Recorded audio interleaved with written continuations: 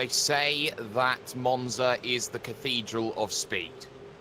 But this circuit, well, I wouldn't call it a cathedral, but I certainly would call it a church with a very steep spire. This circuit has one of the highest average top speeds that you will find anywhere on the calendar for this season. This is a circuit that really does test your ability to maintain yourself through mid-speed cornering and also on to the brakes through ever-decreasing parabolic corners.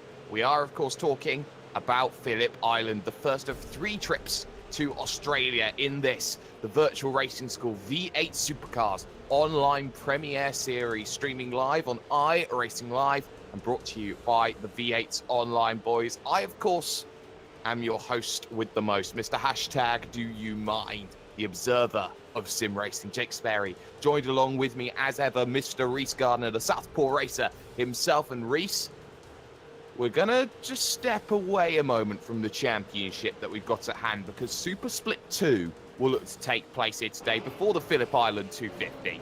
24 laps, 1 pit stop required, 1 race for 1 position to get to the promised land of the 250.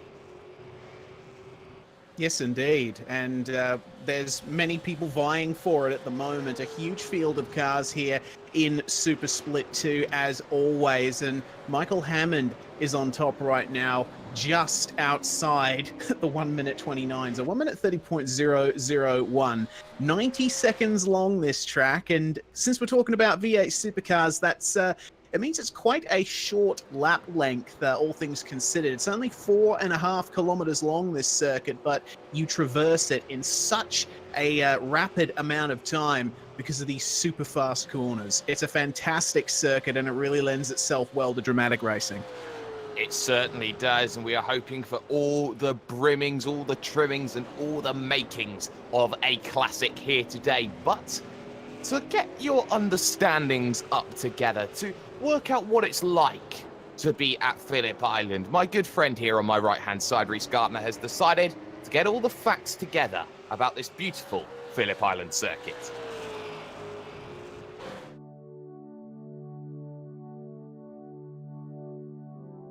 Barely off the coast of Victoria, a couple of hours' drive from Melbourne and located right on the cliffside, the Phillip Island Grand Prix circuit is a popular and classic Australian motorsports venue. Its lap is fairly short, but the speed and flow of this track is unmatched by any other circuit in Australia. Starting and ending with high-speed, high-load turns, and with heavy braking zones and flowing, terrain-hugging bends in between, Phillip Island has served as an example of what a high-speed racetrack can be for over 60 years. Phillip Island's story begins before the current circuit was built. Racing on the island began in 1928. A rectangular circuit made out of the roads around the township of Cowes was used for the 100 miles road race, which is now considered the first Australian Grand Prix. A variety of layouts were used until 1936, upon which a newer triangular layout was used until 1940. Racing activities then ceased as a result of the Second World War. In 1951, a group of local businessmen got together to build a permanent circuit on Phillip Island. The Phillip Island Auto Racing Club was formed to finance the building of what was intended to be Australia's first international standard Grand Prix circuit. 7,000 memberships at £10 each were sold to finance the track. The design brief was simple: create the fastest circuit in Australia. Every turn was to be designed to make the fastest and most challenging layout possible. The original design was pretty much exactly the same as what was eventually built, but with one major difference: the direction was clockwise. It drew the skepticism of the investors because the proposed start of the lap complied with Victorian road safety regulations, which required a bend of a certain speed to gradually get slower as it continued. This went against the vision of the club, who did not want this kind of gradually slowing turn, so a simple solution was proposed: reverse the circuit's direction. Thus, Phillip Island was set in stone, or rather earth, when an Alfa Romeo traced the route of the track and certified it as above the 3-mile minimum length for international circuits. The construction of the track was fraught with delays and engineering hurdles, one of which was largely due to the bridge connecting the island to the mainland. Before the 1980s, this bridge was not strong enough to hold the weight of the massive surfacing machinery needed to surface the track with durable hot mix bitumen.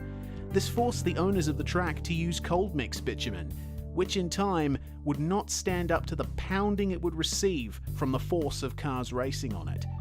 The circuit finally opened in 1956 with an overwhelmingly positive reception. The status of the track quickly grew and culminated in the organisation of the Armstrong 500-mile race in 1960. By 1962, however, the surface had indeed been destroyed by the cars, and so the Armstrong 500 moved to Mount Panorama, where it eventually became the Bathurst 1000. The circuit came under new ownership in 1964 with an eye to redevelopment and reopened in 1967. The Phillip Island 500-kilometre endurance race was held for the first time in 1971, but by 1978, the surface had become unusable for racing once again, and the circuit was closed. The track lay mostly abandoned, aside from club sprints and historic rallies, for the next decade. Then in 1985, the track was purchased by Placetac and refurbished. The circuit was resurfaced, finally with bitumen that would last. The facilities were upgraded to modern standards, and the layout underwent its only change. The Turn 4 hairpin was moved forward and tightened to avoid the lake in the middle of the facility. The refurbishment of the circuit was a resounding success, resulting in the track beginning a long history of hosting the Australian Motorcycle Grand Prix in 1989 and the World Superbike Championship in 1990. Since then, along with V8 supercars, Phillip Island has cemented its place among the elite of Australia's motorsport venues. Phillip Island has been another iRacing V8 supercars mainstay, being introduced to the service with the original Ford Falcon FG01 back in 2012. Phillip Island was also the site of the first ever V8's online broadcast. This place seems to have history in online racing as much as real life.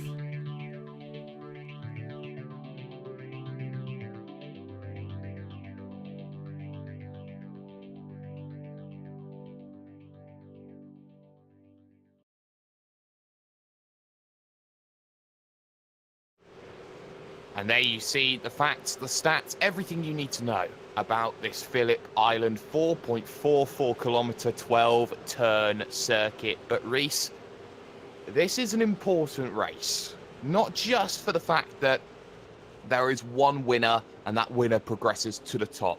It's the fact that this is the benchmark that everybody watching is going to be seeing.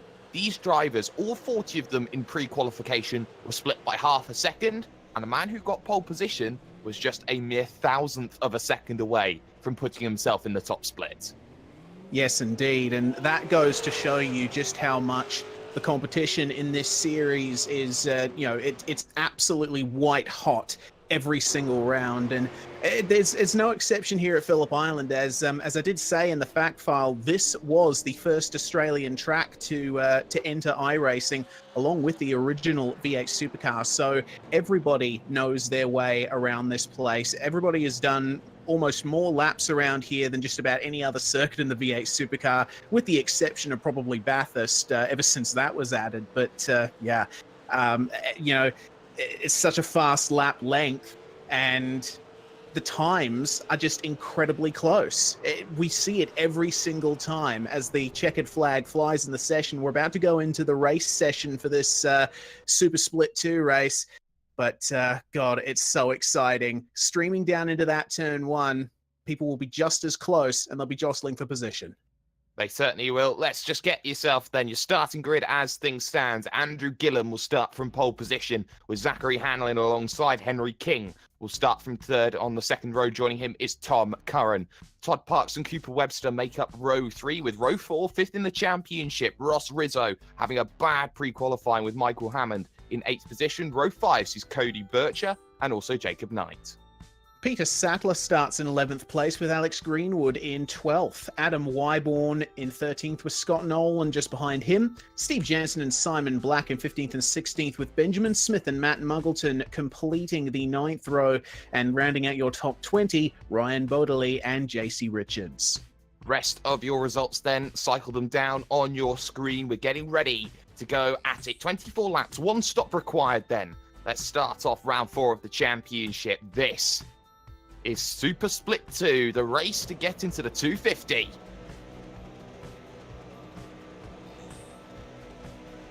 Begins right now, and it's a very good start from Andrew Gillam off of the front row. Henry King gets a good start as well. Zachary Hanlon, racing from Motum Simulations in virtual reality, is struggling on the outside. Into 1 they come for the very first time, looking for that opportunity to attack. Hanlon's still there on the outside. Whoa, there we go. And no, sideways goes the drivers of Hanlon, and also the one in that's second, not good. Henry Todd King. Parks as well caught up. Yes, and there's the bottleneck that comes along, and there's more dramas. There's another one goes around in the middle of the pack. Oh, goodness me. And, it's a big pile up there coming out of turn 1. That's JC Richards going off there. Who else was involved in that? Ashley Lear, Simon Black. Goodness me. And the yellow flag is out.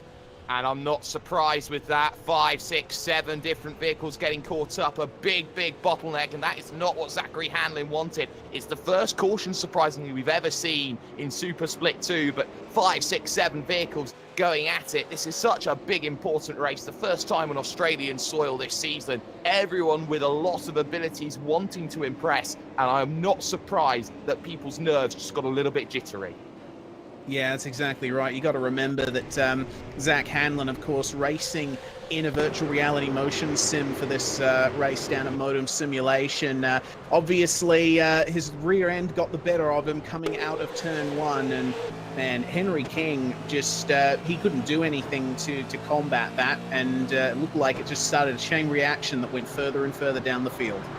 Well, Henry King, I don't think, did too much wrong. He saved the vehicle, which was the most important thing, but it's the fact that he was still on the racing line. Do you feel that it's the fact that the other drivers had nowhere to go? It all just sort of was like trying to run into an alleyway, and everyone's still trying to run through that alleyway. Do you feel that was the reason why all this incident happened? I do think so. I mean, like, the first couple of turns here at Phillip Island are very quick compared to most other racetracks around the world. And just reviewing as the cars went through turn 2, I noticed that Tom Curran actually tagged Todd Parks there in turn 1, and I feel like that contributed to the ensuing melee. But, you know, with 30-something V8 supercars streaming through turn 2 at Phillip Island, the track is reasonably narrow, actually, at that point. It's not the widest of racetracks, but you know, you can't fit too many cars there side by side, and we just saw a consequence of that. No, you certainly don't. Let's get a run through then of how the field stands after that opening lap incident. Andrew Gillam still leads. He got clear. Henry King is somehow still in position number 2 as we stand behind the iRacing roof first safety car. Tom Curran is in 3rd position with Michael Hammond in 4th. Cooper Webster up to 5th. Up to 6th is Ross Rizzo. 7th is Cody Bircher with Peter Sattler in 8th. 9th is Jacob Knight, and Adam Wyborn is up into 10th. But get some of these big movers who have gone up through the field. Dylan Shepherd, he's plus 12 at the moment. Blake Neck, he's plus 9 at this stage. And I'm going to give a little bit of love to a certain driver known as Lionel Stapleton. He is plus 12 as well here today. A lot of big gainers from the opening lap. Yeah, certainly. And, you know, I guess that just goes to show, I guess a bit of luck was involved in that because, you know, everybody going into the same couple of turns, it's very difficult to make moves that stick. But I do think that reaction times from those guys would really show, as I'm seeing Henry King pulling into the pits here at the end of lap 2. So he's going to take his pit stop early, possibly fix some damage from that opening slap with Zach Hanlon. It is worth noting that there is one fast repair when it comes to this Split 2 race, so they're able to go in, get a T-car, get back out again. But I don't think if your name happens to be Henry King that you're going to have that ability to run, 21 laps on a tank here? Yeah, I honestly don't know. That's going to be interesting to see what they do. But Henry King obviously jumping into the pits there and stopped for a pretty short amount of time. So looks like it was to get damage repaired, maybe top up the fuel a little bit more. Ross Rizzo also down in on the lane, and the fact that everyone's stuck behind the safety car, it means that they're actually coming out in the middle of the pack and not at the rear of it. So with such a large field, it means that Ross Rizzo actually slips it in between Damon Mulqueen and Mark Samuel. So that's down in the lower parts of the top 20. So that's going to be good news for him. It means he's got a little less work that he needs to do moving up through the field. But Reese, the lights are off of the iRacing Roof First safety car. It means that this time by, we're going green. Yes, indeed. And all of the guys now will just be waiting for the end of this third lap to come around so they can get going again. Andrew Gilliam will be psyching himself back up because from a standing start that we usually see in these events, it's not the quickest run to turn one, but when you're approaching it at a rolling speed, man, it really gets interesting. Fortunately for a lot of these guys, they'll be starting again in single file, so they won't have to worry too much about having to watch every single one of their mirrors coming into that fast right-hander banked turn one here at Phillip Island. But psyching themselves up for sure. Certainly psyching themselves up. Andrew Gilliam, Tom Curran in second, Michael Hammond in position number 3. Keep an eye out though on Cooper Webster. Here's a driver in the iRacing V8 Supercar Series that we see on a Monday nights on V8s Online. Always seems to find himself up there or thereabouts. A very, very impressive driver indeed. So up Lukey Heights at the end of lap 3, looking to start lap number 4. Down the hill, looking for the brakes at the MG hairpin. On the brakes they go. And not much of a hold-up at this moment in time from Andrew Gilliam. He's very content to stay on the rear of that safety car, not backing up the field as much as, say, someone else will. But that pace car will dive left onto the very narrow one-track pit road, which will always make it different and always make it difficult. Pace now behind Gilliam.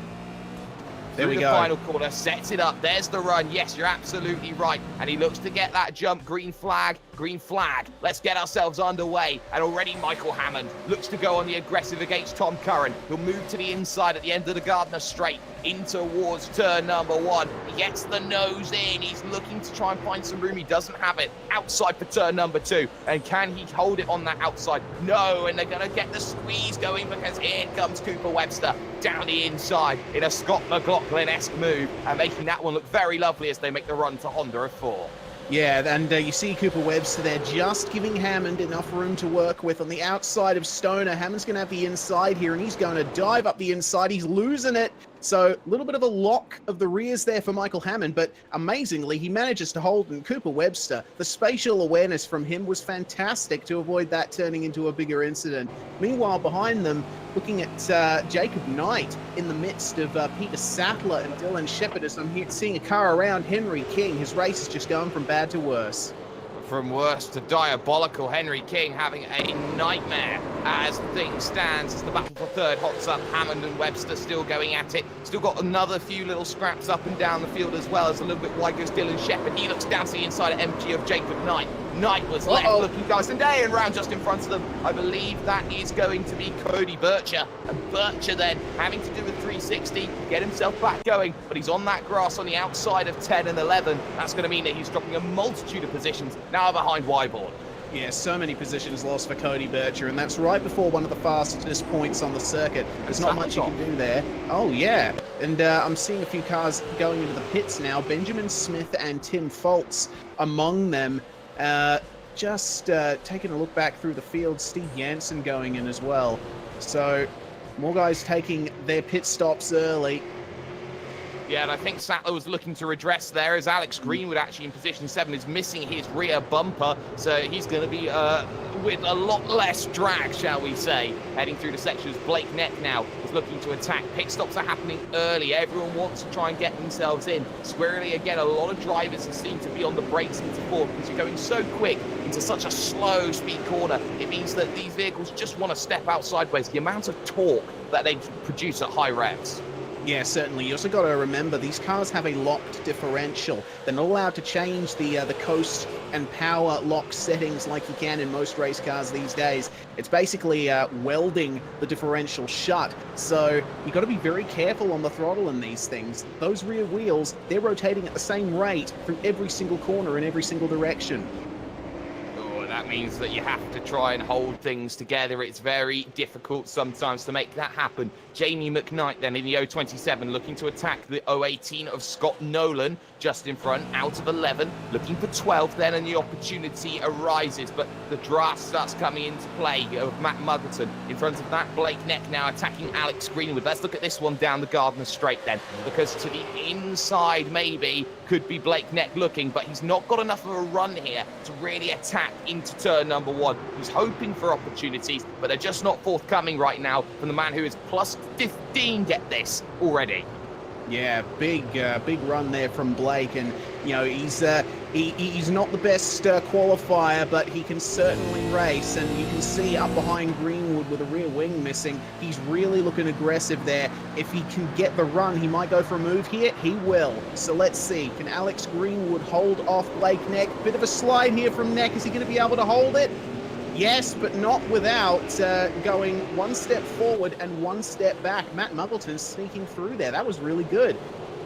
Oh, that was beautiful. Matt Muggleton just finding a way through. And look at the bottleneck now. Scott Nolan side by side with Jamie McKnight and Warren Pickering looking to try and get in on it in the Phoenix machine. In fact, I may get that wrong a lot of the time. As now, look at this close. There was contact there. Pickering into the back of Jamie McKnight. I believe it's Fusion there, so I get my teams a little bit mixed up with that. But Scott Nolan losing 2 positions, running wide, easy as you like. That one working well. But Andrew Gillum already 2 seconds.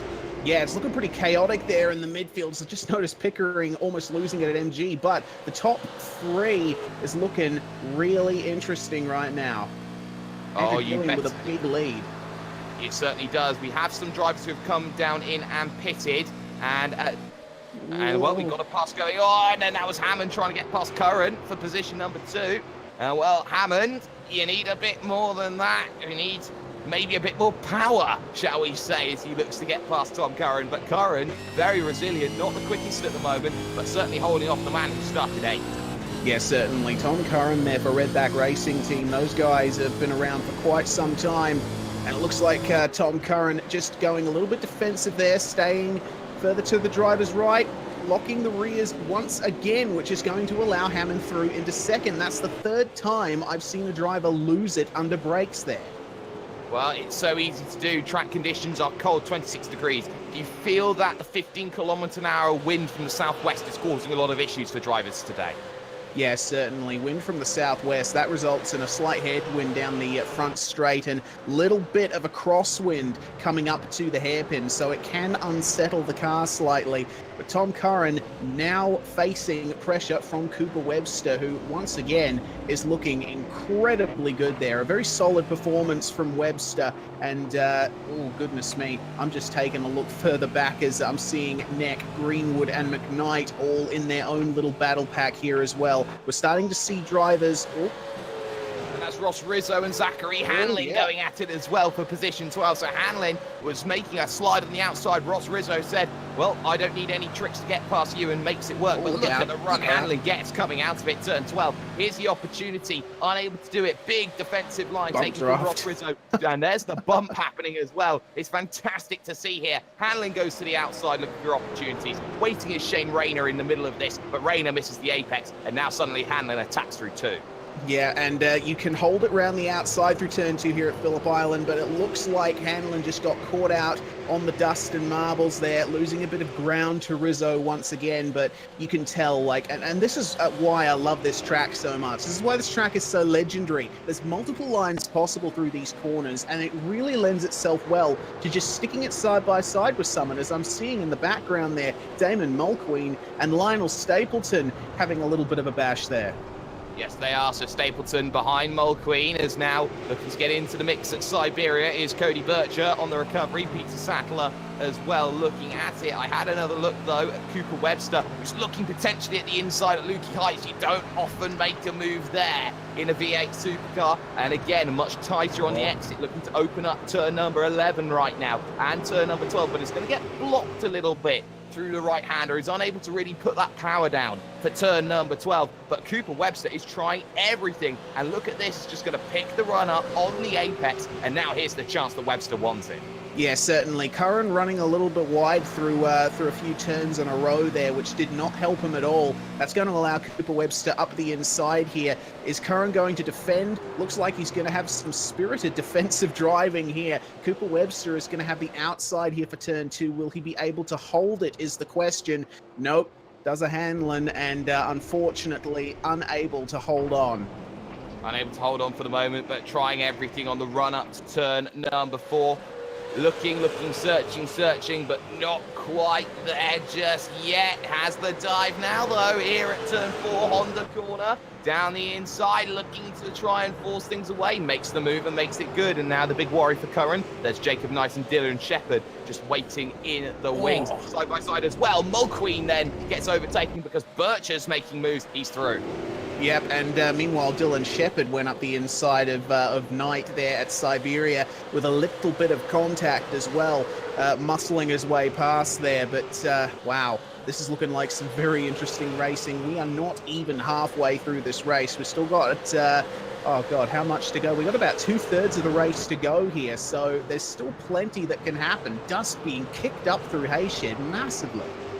Yeah, a lot of dust being kicked up, and I'm not surprised that the dust is being kicked up. A lot of drivers using a lot of work. Steve Janssen side by side with Bob King. This one a lot further down the field then. This one around P25 there or thereabouts. So Janssen looking to make some moves, but Tim Fallert's having a very good drive at the moment and holding himself in some very good steam right now, just holding that position. Janssen, who was very, very strong at the circuit of Snetterton, really struggling today at Phillip Island. A much different challenge for him, as again he looks for the inside, not happening. Behind that, Henry King looks to get past Bob King. It's an all King scrap. Yes, certainly. And Henry King, he is in recovery mode times 1,000 here. Remember, he started 3rd and unfortunately taken off the circuit by Zach Hanlon's mistake coming out of turn 1. So he's got a lot of work to do here and hold up behind these 3 cars way down in the field. He'll be a little bit frustrated, but at this point you basically got to set your head on your shoulders right and just keep eyes forward. You got to make sure that you just do things methodically. Don't do anything silly. Yeah, don't do anything silly as Peter Sattler gets around Damon Mulqueen, this one for position number 16. A little bit further forward in front of that, though. They're starting to break up open a little bit. Dylan Shepherd is up into position number 5. Plus 19 right now at this stage, and looking to find a way past Tom Curran next. So Dylan Shepherd is having a big drive and a big wiggle coming out of MG. Yeah, Shepherd, you know, ex-teammate of mine, and so I've seen his driving style as he pits from the teammate's seat. He really goes for it, does Dylan, and that really shows in his climb up the field so far. I want to see where he comes out, though. But he was a little bit pedestrian hitting the line. Matt Muggleton really did gain in the 002, who is looking to try and gain some positions. You can see how early Matt Muggleton hits his box. It's not the longest pit road, and Shepherd's missed his box. He's gone straight through. The drive-through penalty. Dylan Shepherd, what a shame for that, because that's really going to affect the way that he is going to be racing this one for the rest of this event. Yeah, certainly. I'm going to check back and just see what Shepherd got the drive-through for. I'll get back to you on that, but there might have been some contact further back in the field.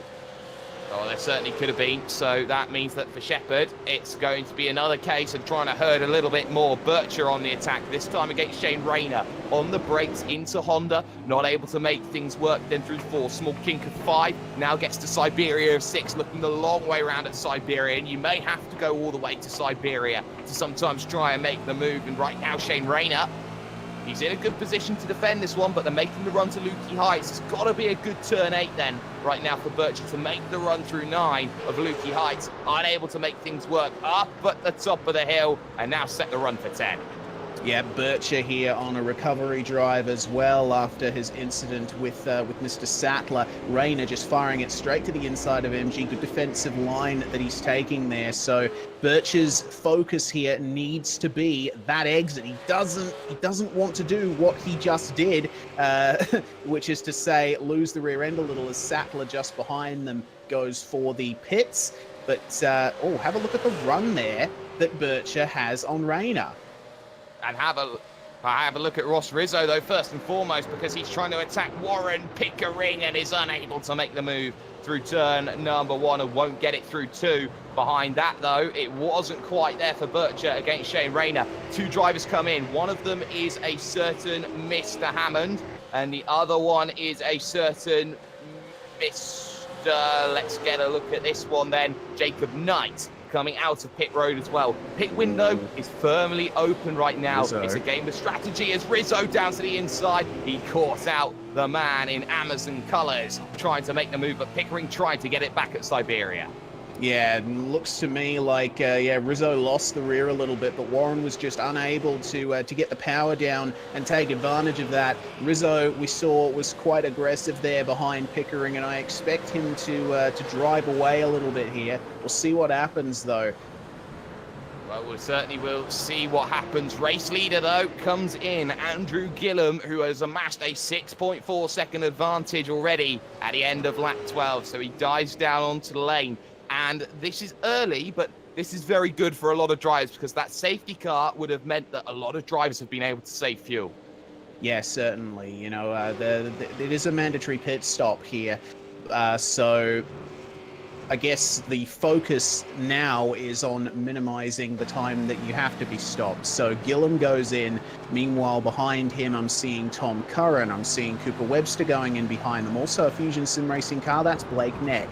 So more drivers taking their stop. Gillum is out, taking the motorcycle pit exit there, and he's going to come out just ahead of Darren Lord. Is he, though? Because Lord's going to go straight to the inside. Big wiggle. He was scared there of Darren Lord on the inside. He holds it together. Webster's got the jump, though, on Tom Curran. That's going to be very crucial moving forward. So Tom Curran is going only one direction. That's backwards. Here comes Bircher, though, to the outside of Rayner at the turn number 4, but gets hung out to dry like yesterday's washing, meaning that Cody Bircher has to wait once more. Shane Rayner is doing a fantastic job of defending against the hard-charging Bircher. Yeah, he certainly is, and you know, his defensive line at MG a couple of laps back really showed that. You know, it shows a good knowledge of the circuit, knowing where exactly to place your car. As I'm seeing Bircher just hanging the tail out there through Hayshed, you know, you said it, Jake. He's hard charging at the moment. He certainly is. He's looking for every opportunity, and that opportunity is not working out in his favour. In comes Alex Greenwood then from the net race lead. It releases Jamie McKnight to the front, and McKnight will be very happy with the screen time that he's going to get from that one. But Greenwood, I expect him to take the fast repair here because there is a missing rear wing on that machine. It's going to mean that the T-car is going to need to get involved. Yeah, certainly. New rear wing on that Commodore stat. Meanwhile, Warren Pickering, James McKee going in as well. Mitchell Bales and Dylan Shepherd coming in for his routine pit stop. He will not be happy with the current circumstances in car 43. And I don't understand why Cody Bircher doesn't come in and pit and try and get back out again here, Reese, because he's clearly stuck behind Shane Rayner. Surely he needs to work an undercut. Yeah, I would say so. That's what you'd expect him to do. But, you know, at the end of the day, we are not in the driver's seat. And I suppose Cody Bircher, he might be trying something a little bit different. But from the outside looking in, as they go side by side, coming up to Siberia, goodness me, that was a bit too defensive there from Rayner, I feel. But Bircher did well to hold that. Well, I think he needs to rein that vehicle back in to Shane Rayner, because Cody Bircher, as I make the poor puns in the early goings, get them out of the way quickly. I think that Rayner knows that he's got to do everything to keep Bircher behind. But what they don't understand is that this is costing both of them their race. Ross Rizzo's flying away from them. Jamie McKnight's flying away from them. This is the top 15 at the moment. It could be the top 20 by the time they both come in. As on cue, nobody decides to dive in just yet. And there's finally the decision for Bircher to go in. Sometimes the drivers do listen to me as he gets very aggressive on the lane in. Yes, indeed. Well, Cody Birch, that will definitely help him there. I think he was fed up with trying to pass Rayner, and I think the move from Rayner going into Siberia really turned him onto the fact that there was no way he was going to get past him anytime soon. Might as well just cut your losses, get into the pits, see how much time you can gain through there. See how much time you can gain. The net leader at the moment, in terms of everyone who's pitted, is Andrew Gillen. He's got an advantage right now of 3 seconds to Michael Hammond, just behind. 3 seconds is good at the moment. Vehicle off, though. That's Braden Bateman at turn number 2, who was running very, very strong. Just ran far too deep into turn 2. Nowhere to go there. Yeah, certainly. Turn 2, it's an interesting one. You go over that crest, and if you're not exactly online, then it's off the circuit with you. So Bateman only losing 1 position out of that, but that'll not be beneficial. It will not be beneficial at all. I can note that we do have some retirements here today. One, Zachary Hanlon is out, and Ryan Bodley and Todd Parks are both a lap down as things stand. So a lot of drivers then have run into issues today, and it's not often that you get to hear drivers and issues come in side by side. Steve Janssen getting past Tim Fallotz. Then as there's a massive pack in the middle here. Ashley Lear is in this one, Henry King in this one, and then you got Bircher, who seems he can't get a break because he's got to get past Peter Sattler. Yeah, too right. That's poor Bircher at the moment. He's really come out in a poor place here, but this huge pack in the middle is incredible to see. And oh, hang on a minute, Tim Foltz versus Henry King coming into MG. Foltz going defensive, but have a look there at Henry King. He's going to hold it around the outside and get the inside line for the second last turn. I guess like that. Yeah, I guess that there proves that Henry King deserves to be a bit higher up than he is now. Behold the king of kings, as Henry King makes his way past Tim Foltz and doing a very good job of things as well. So that much you can say. He holds position right now. We've also got this battle going on, Jacob Knight versus Scott Nolan. This one for position 13 out on circuit, and Nolan holding himself in a very good position. Lap 16 to 24, so just 9 laps to go in this event. Jacob Knight is pushing. Yeah, he certainly is. He's doing very well to make up those positions. He did start in 10th place, currently down in 14th, so he's got a bit of work to do if he wants to match his starting position, but you can see he's catching up very slowly there to Scott Nolan, going nice and aggressive into Siberia, using the camber of that corner to his advantage and through Hayshed. Well, hang on a minute. Ashley and Tim Foltz, we're hearing, have had a little bit of an incident. Foltz off by a long way. Let's see what happened there. Looks to me like, okay. I can't blame Lear for that one there, Reese. You look at where Ashley Lear was. I think Foltz was trying to take that inside line, and he just maybe turned a bit early. So Tim Foltz with a little bit of a fault of his own. So not much you can do in that situation. But down the inside, that's Dylan Shepherd, I do believe, who was up in 5th, and round goes Bob King almost. He holds it together somehow, but there's no momentum left. And Benjamin Smith making a bit of contact too. Yes, indeed, as I'm seeing Shane Rayner is making his pit stop here at the moment. He is just coming out of the pits now. See where he is in relation to Cody Bircher. Well, Bircher's finally got a front end of his car that is not full of Shane Rayner's. Yes, and Rayner, you can see how far he is behind. He's behind Damon Mulqueen right now, just with JC Richards. Richards will get the run here on the drive to turn number 2 at the Southern Loop. And there goes that driver. That is Shane Rayner. And now suddenly Dylan Shepherd's going to try and go around the outside, pick the run up off the exit. And there is just a bit of worry there. Shane Rayner just getting himself out of concentration there. Yeah, certainly, but those drivers all did very well not to make that into a bigger incident than it should have been.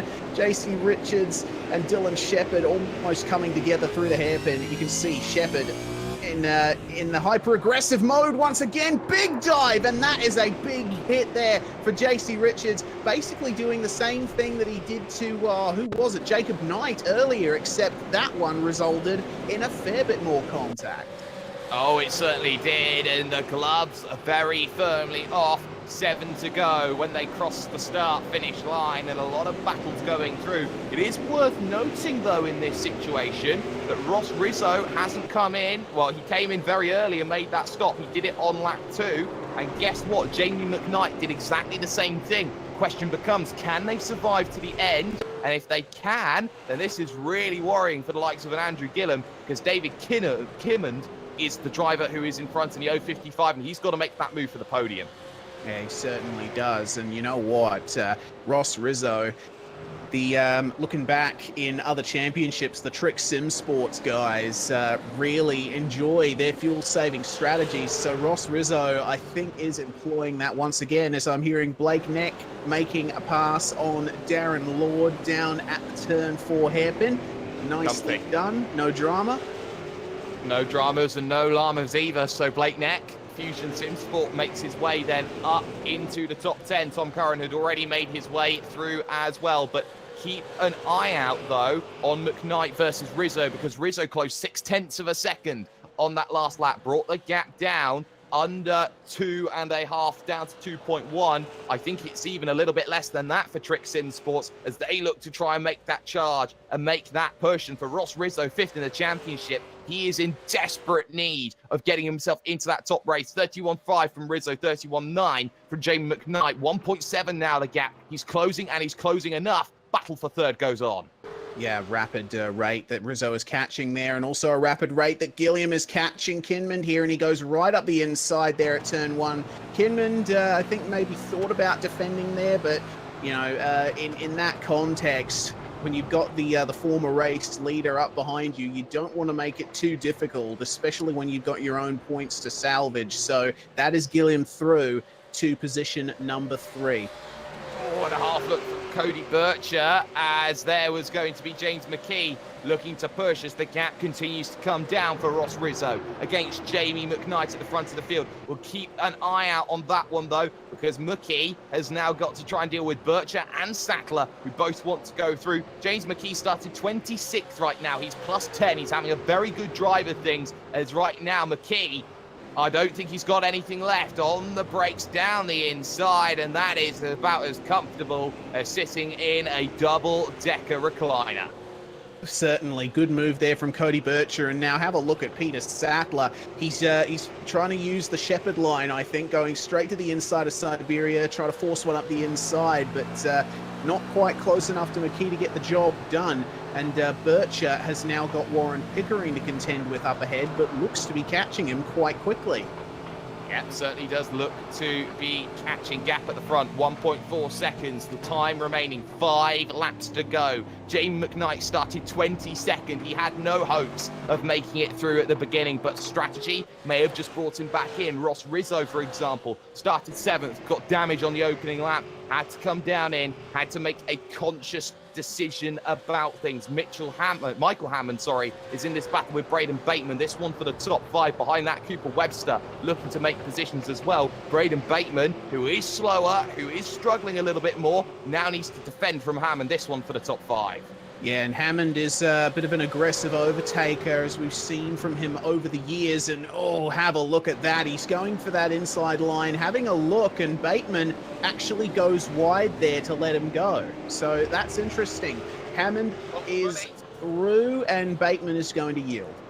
Yeah, finally yields, finally makes his way through, finally makes that one look comfortable. So that is a very, very nice move from Michael Hammond. Next will be Cooper Webster trying to make that position. But Ross Rizzo again is closing down that gap. He's forcing Jamie McKnight to run faster and faster and faster still. 4 laps to go then at Phillip Island when they cross the line. That gap has visibly come down. I think for the first time it could be underneath 1 second as they cross the line. They cross the line right at the very end, and it's another 31.4, and it's just over a second, a little bit more, but draft now comes into play. It certainly does, and we will be looking for Rizzo to really start reeling McKnight in the next couple of laps. I tell you what, both of these guys are doing a fantastic job at the moment, but Rizzo, I think, definitely has the edge. Meanwhile, in the lower reaches of the top 10, I noticed that Cooper Webster really harassing the back of Braden Bateman here in turn 2. Oh, he is. He's trying to get that run, pick it up then through the southern loop. Head through the Casey Stoner corner at turn number 3 and look at yourself for an opportunity at Honda. Of course, a former Honda test track here. Phillip Island on the brakes, big lunge down to the inside. Braden Bateman getting baited into just leaving it there. So Cooper Webster comfortably getting himself the position as Jamie McKee was side by side with Sattler through 1 and has lost the position now onto the run to 4. Indeed, he has, and wow, McKee a bit offline going into the turn 4 hairpin, but Sattler holds on. Meanwhile, I'm having a look further back, further forward. I think just at the edge of the top. McKnight. Whoa, yes, okay. He couldn't do it. Go. He couldn't do it, and that is going to let Ross Rizzo through into the lead. Can Rizzo hold on? 3 laps then. That's all Ross Rizzo has to do. Just 13 kilometers and a little bit more. Jamie McKnight had to bow out as Adam Wyborn is spread eagle across pit road as well. That one is okay. So the question becomes, can the Trick Sim Sport machine hold 9 seconds to Andrew Gillum and survive all the way home? So if he has to ultra fuel save, he is able to do that, Reese. But Andrew Gillum now, running 31 flat, has to do everything to chase down Ross Rizzo. He certainly does, and I don't think there is any way that he'll be able to make up that gap unless Rizzo just flat out runs out of fuel with 1 lap to go. And well, side by side, Jamie McKnight comes out of pit road and he's just ahead of Jacob Knight. So you got a Knight against a McKnight. So it seems that we've got a Scotsman in terms of, in essence, looking to battle it out. As now you can see the Knight trying to get past the McKnight. So, I'm holding it. Yeah, and it looks like Jamie McKnight doing a very good defensive job there, just holding off Jacob Knight. Meanwhile, side by side behind them, Alex Greenwood and Scott Nolan. Will Nolan be able to hold it? Will Greenwood be able to hold it? Looks like he will. Very nice. And that right there is Siberia in a nutshell. Banked, you can hold it around the outside if you're brave enough. Oh, and how brave is Alex Greenwood? He made that one look beautiful on Scott Nolan. And Scott Nolan won't have much to fight with. Tom Curran now is attacking. This is against Matt Muggleton, this one for position number 7. And there's 2 to go when they cross the line. So Matt Muggleton, he's hoping to hold on to this one, Reese. But you have to feel Tom Curran in the 911 machine. Well, he may need a bit of police assistance.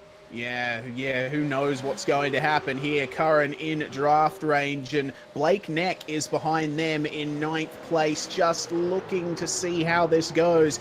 Blake will be hoping that these guys will slow each other up. Remember, both Muggleton and Curran are out of position by a long way. Curran started in 4th, is now in 8th.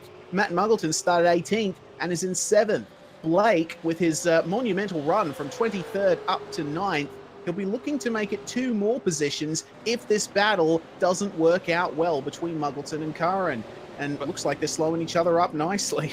Let's not forget, David Kinmond is getting the Driver of the Day award at the moment. Oh, yeah. 30th to 3rd, and he's got to hold off Hammond and Webster and Braden Bateman, and there's just a lap to go when they cross the line. So Ross Rizzo leads this one. The gap came down to 8.3 between himself and Andrew Gillum, but I think Rizzo is just trying to wrap this one up. The question becomes, does Ross Rizzo have enough fuel as he lifts very heavily through the left-hander at the turn number 12 corner to set up one final lap at Phillip Island?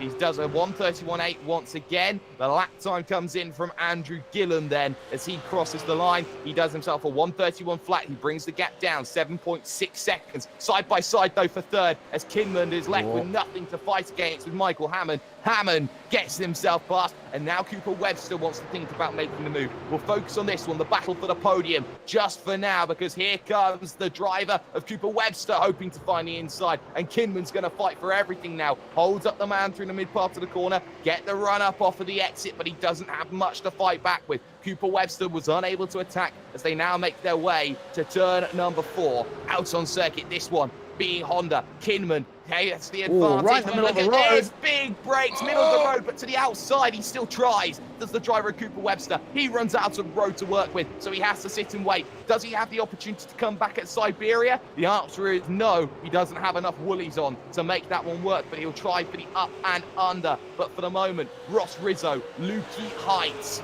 on the brakes down into MG, and this is testament to why he's fifth in the championship, because he played that strategy card to an absolute T. Ross Rizzo, take a bow round through turn 12 and will make his way the first two-time winner of a Split 2 race and will get himself victory in Super Split 2. He advances to the 250 in the battle for fourth, though, Reese. Keep an eye on this one because Kinman is not out of the woods. No, certainly isn't. They've only got one turn to go. Can Cooper Webster get past him? No. Looks like Kinman is going to hold him off. And I have to agree with you on the assessment for driver of the day in Super Split 2. Kinman, fantastic run. Brilliant job. Fantastic run indeed as the final drivers look to try and make those final attempts at getting through. They're not close enough, though, really, it seems, to get an opportunity. Damon Mulqueen versus Henry King. King's recovered back to 20th. That's pretty impressive. And he's out. So there's one position gone. There's two. Henry King. Well, the King's just lost his crown, and the throne seems a little bit less glamorous. Yeah, well, tell you what, you can't fault him for trying, can you? He did a fantastic job to try and recover from that lap 1 incident. He will have to settle for 22nd position, but we did see some fantastic driving from him there. Oh, we certainly did. So let's get classified results from the circuit of Phillip Island Super Split 2. This is how things have ended. Ross Rizzo with a fantastic drive, played the strategy game to a T, and holds on for victory. 6.8 seconds in the end from Andrew Gillum in second position. Michael Hammond finishes third with the driver of the day, surely, David Kinman. 30th to position number 4 in the end. Cooper Webster comes home in fifth ahead of Braden Bateman, with Matt Muggleton finishing home in 7th. Tom Curran in 8th, with Blake Neck in 9th, and the man who had to stop for a splash and dash of fuel, Jamie McKnight, in 10th. Jacob Knight comes home in 11th place. Darren Lord from 32nd up to 12th. That's another fantastic run that we've seen in this field. Alex Greenwood finishes in 13th place for Progression Racing Australia. Meanwhile, SDC Motorsports Scott Nolan comes home where he started in 14th. Cody Bircher finishes 15th after starting 9th. We saw some very spirited driving from Bircher in that race. Unfortunately, he couldn't hold on to a top 10. Peter Sattler, after an incident with Bircher, finishes in 16th. Warren Pickering makes it 2 Fusion Sim Racing cars with 17th place up from 27th. James McKee finishes in 18th. Steve Jansen 19th. And Damon Mulqueen rounding out the top 20 with 14 positions gained. Shane Rayner finishes in 21st, and it's 2 little ducks for Henry King, who will not be happy about his race today. Mitchell Bales into 23rd position, so Benjamin Smith finishes 24th. Bob King in 25th, with Lionel Stapleton in 26th. Ashley Lear and Mark Samuel make 27 and 28. 29th and 30th is going to be Dylan Shepherd and Tim Foltz. I'll take the rest from here because we've got a few drivers laps down than the rest of it. JC Richards, the final vehicle on leading lap 31st, with Todd Parks, Ryan Bodilly, Adam Wyborn, Simon Black, and Zachary Hanlin starting to struggle towards the end of the race. But what an opening race that is. If that's going to set the precedence for the action that we got going on when we come to the Phillip Island 250, then by all means, this is going to be a race to remember. Stay with us for a moment on V8's Online, of course, on iRacing Live, because very soon we're going to go to qualifying. When it comes to the racing acumen we have here today, Phillip Island's 250 comes up next.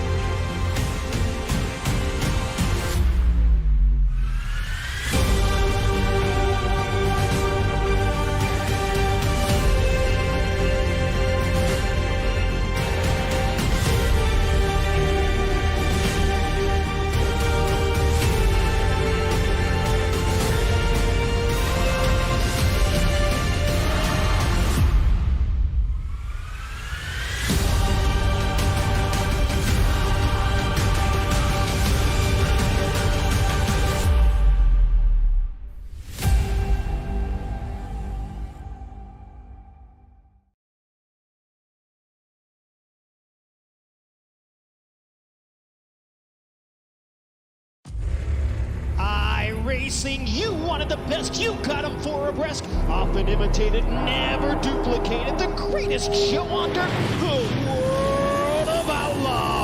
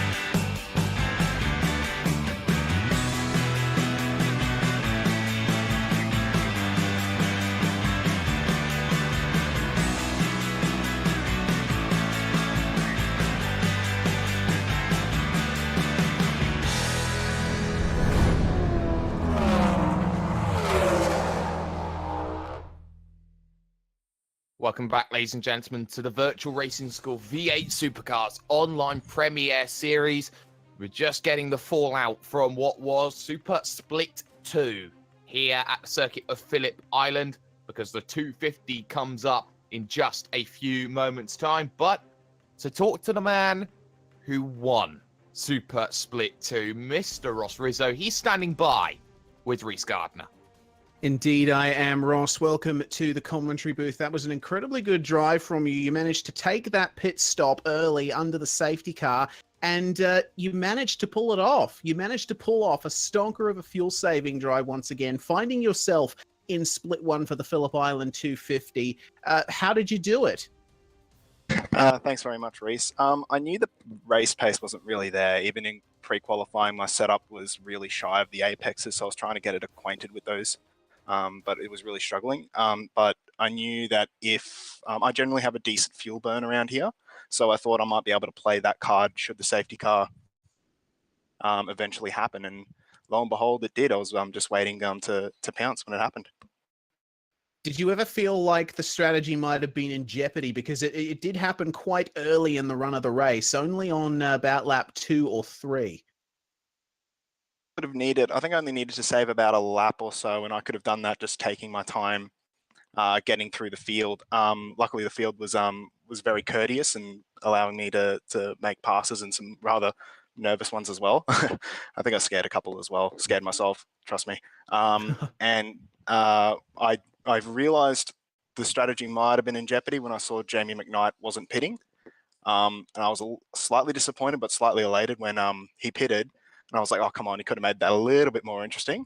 But No, it was really, really cool to see that work. Well, you're in split one now, and I suppose after that drive, you're certainly hoping for a good result. Are you planning to employ bits of this same strategy in split one? I got to lose. It's treated me well so far in this season and in the OSC. So we'll just see. Just try not to make sure I don't look out of my depth and keep this run of form that I'm having at the moment. Excellent stuff, and it is a good run of form indeed. Well, before we let you go, Ross, to prepare for split one, who would you like to give a shout out to, if any? Sim Sports, Trick Fabrications, HPP, and HRS. Excellent stuff, Ross. We will see you, hopefully, in a good position at the end of split one. Guys, enjoy the rest of the evening. There we go, Jake. Ross Rizzo, your split two winner, now getting into split one, and I suppose he's going in it with a nothing to lose attitude. It will be interesting to see what he can do. Oh, you bet it will be an interesting attitude. I think what will be very interesting to see, though, in this split race, in split number one, shall we say the Phillip Island 250, all good and proper, is the fact that Reese, we find ourselves with a man who has been unbeaten in 5 and is looking more and more like the driver who really isn't going to be losing too much when it comes to this, unless something dramatic happens with Jared Philsell. Yeah, certainly. Jared, he's been the absolute class of the field recently, and I don't think anyone will take that away from him. However, you got to consider the synergy sim racing factor. These guys have always gone really well at Phillip Island, and wow, their performance in pre-qualifying was fantastic. We would have expected Jared to be on top, but he didn't do that many laps, and Glenn Postlethwaite managed to snag that top position in pre-qualifying. So I get the feeling that Philsell might have his work cut out for him here. We'll see, though. I certainly think he will have a lot of work cut out, and if it's possible, let's get up on your screen for you the results of what happened 1 year ago at Phillip Island. Of course, it was a little bit different to what we had back then. We didn't have ourselves a 250. We had ourselves a full-fledged 500 within the endurance racing calendar, which did see Jared Philsell and Josh Muggleton take the win by 9.5 seconds. But Reese, this is a different challenge. You've got to drive on your own now. You're not going to be reliant on that teammate. And you are seeing a lot of different drivers up and down that field who made some really good progress a year ago. Brenton Hobson and David Moore, for example, did a great job. Dean O'Brien and Wayne Burke, who thought they would be up in position number 3. Yeah, certainly. Dean O'Brien and Wayne Burke were one of the best pairings, I think, in last year's Endurance Cup. Got to consider, though, as well, Dane Warren, who drove with Luke Harvey last year. They finished in 4th.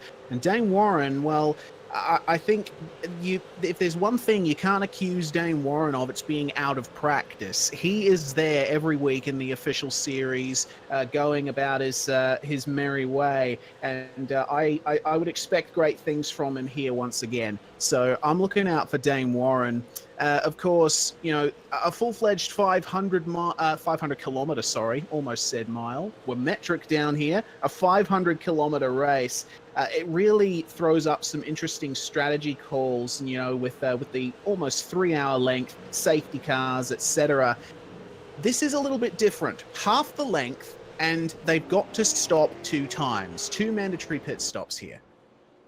Well, 2 mandatory pit stops are always going to be very, very interesting. But something else that I find very, very interesting is a stat that I want to put for Dane Warren here.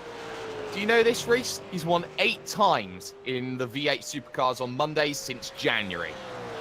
Yeah, and you know what? That is a fantastic run of results there. Eight wins out of oh goodness me, how many weeks has it been? 4 times 4, 16 weeks. So yeah, roughly every second week since the start of the year. It's a fantastic job there from Dane Warren to get that kind of results run going. So who knows?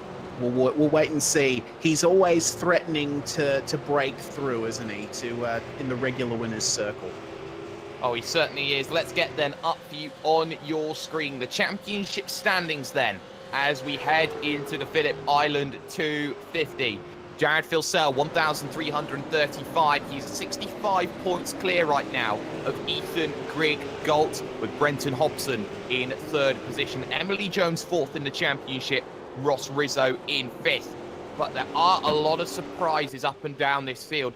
Most particularly, I would have to say Emily Jones in fourth in the championship. It's a testament that she's incredibly quick and she's improving all the time in this series.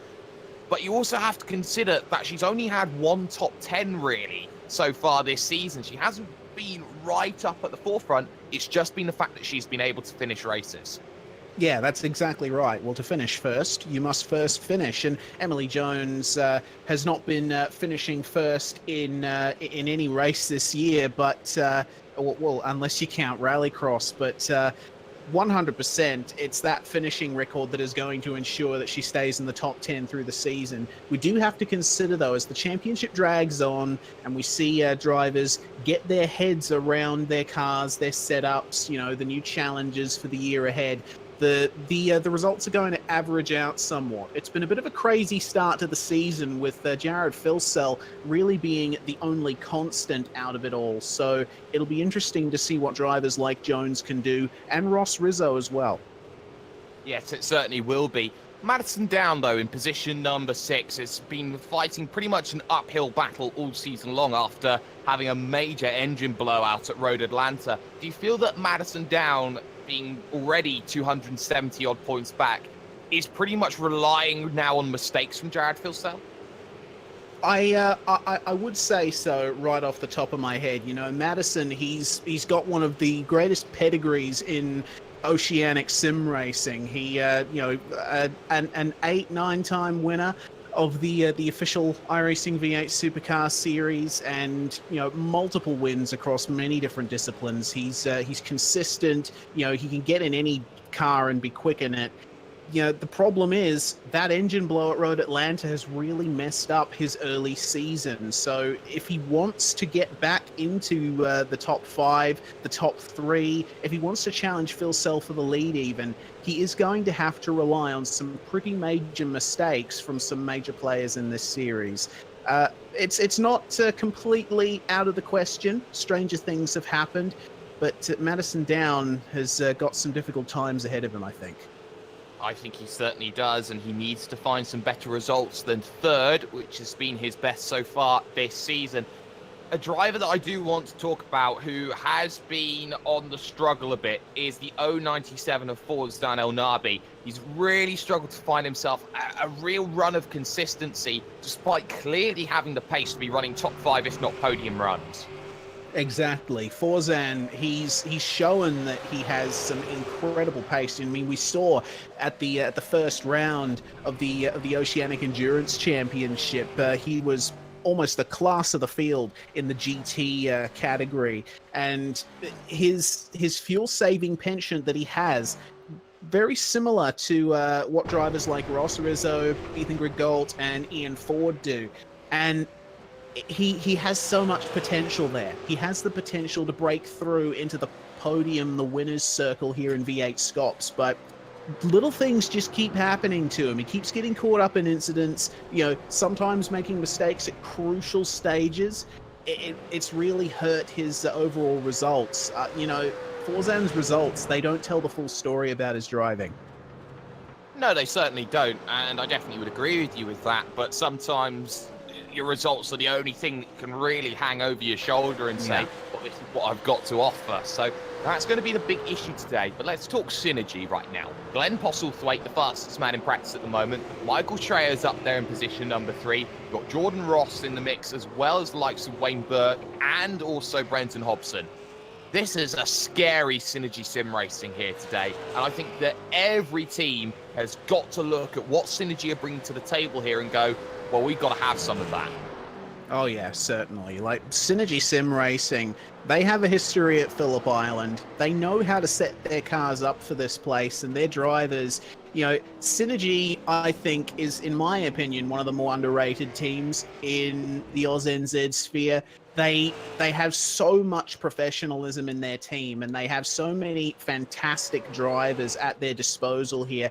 And I suppose it's really at places like Phillip Island they really shine. As you said, Postlethwaite, and as well as Jordan Ross, Wayne Burke, David Moore, Brenton Hobson, all of those guys, they are fantastic drivers, and they've all seen top 10s, top 5s, threatening for wins in V8SCOPS pretty much since its inception. Might they break through today? I don't know. They, you know, Postlethwaite, he topped pre-qualifying, he's at the top of practice right now, but anything can happen. Anything can, and it normally does, and that much you can definitely say. We have neglected a little bit to talk about the 117 machine. Ethan Griggold, second in the championship, a top 5 at every race so far this season with 3 podium finishes to his name.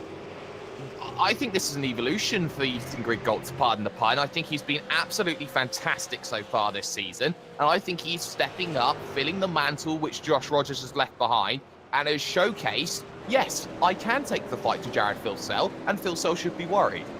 Yes, Ethan's performance at Snetterton was fantastic. I think that's something that I'm going to be remembering for the rest of the season, how he really kept Philsell honest in that longer second race up in Norfolk. And, you know, Ethan, as I alluded to when talking about Mr. El Nabi, he's got that fuel-saving mind. If there's a fuel-saving possibility in a race, he's going to use it, and he's got so much to offer as a driver. You know, from his first performances for SDC Motorsports, then his performances after he moved to Evolution Racing Team. He's always been hanging around in the top 10, threatening for top 5s, and of course, finishing on the podium as well. I think we still have yet to see the best from Ethan. Yes, and that's a very scary prospect. A lot of untapped potential from the 22-year-old. And let's not forget this right now. We talk about these being the pillars of V8SCOPS. A lot of these drivers are still in their mid-20s, early to mid-20s. You talk about Philsell, you talk about Down, you talk about Griggold. They have an extra 15 years plus, if they want to stamp their mark on V8SCOPS. And right now, would you class this as the golden generation? Oh, I have absolutely no idea. You know, it's interesting to think about sim racing in that sort of vein. But yeah, I mean, you know, I've been around V8SCOPS since the beginning. In the second half of 2014, I've seen these drivers come and go and evolve, and you know, in some cases, unfortunately, falter. And I do think that this generation of drivers, you know, Philsell has stood head and shoulders above them on many occasions, but, you know, as a whole, I think this is one of the best collections of drivers you will see. Ladies and gentlemen, we're going to step aside for just 2 minutes here on V8 Online. When we come back, it's qualifying time. The race to get yourself to pole position for the Phillip Island 250 on V8 Online. V8SCOPS with the Virtual Racing School is back in a moment.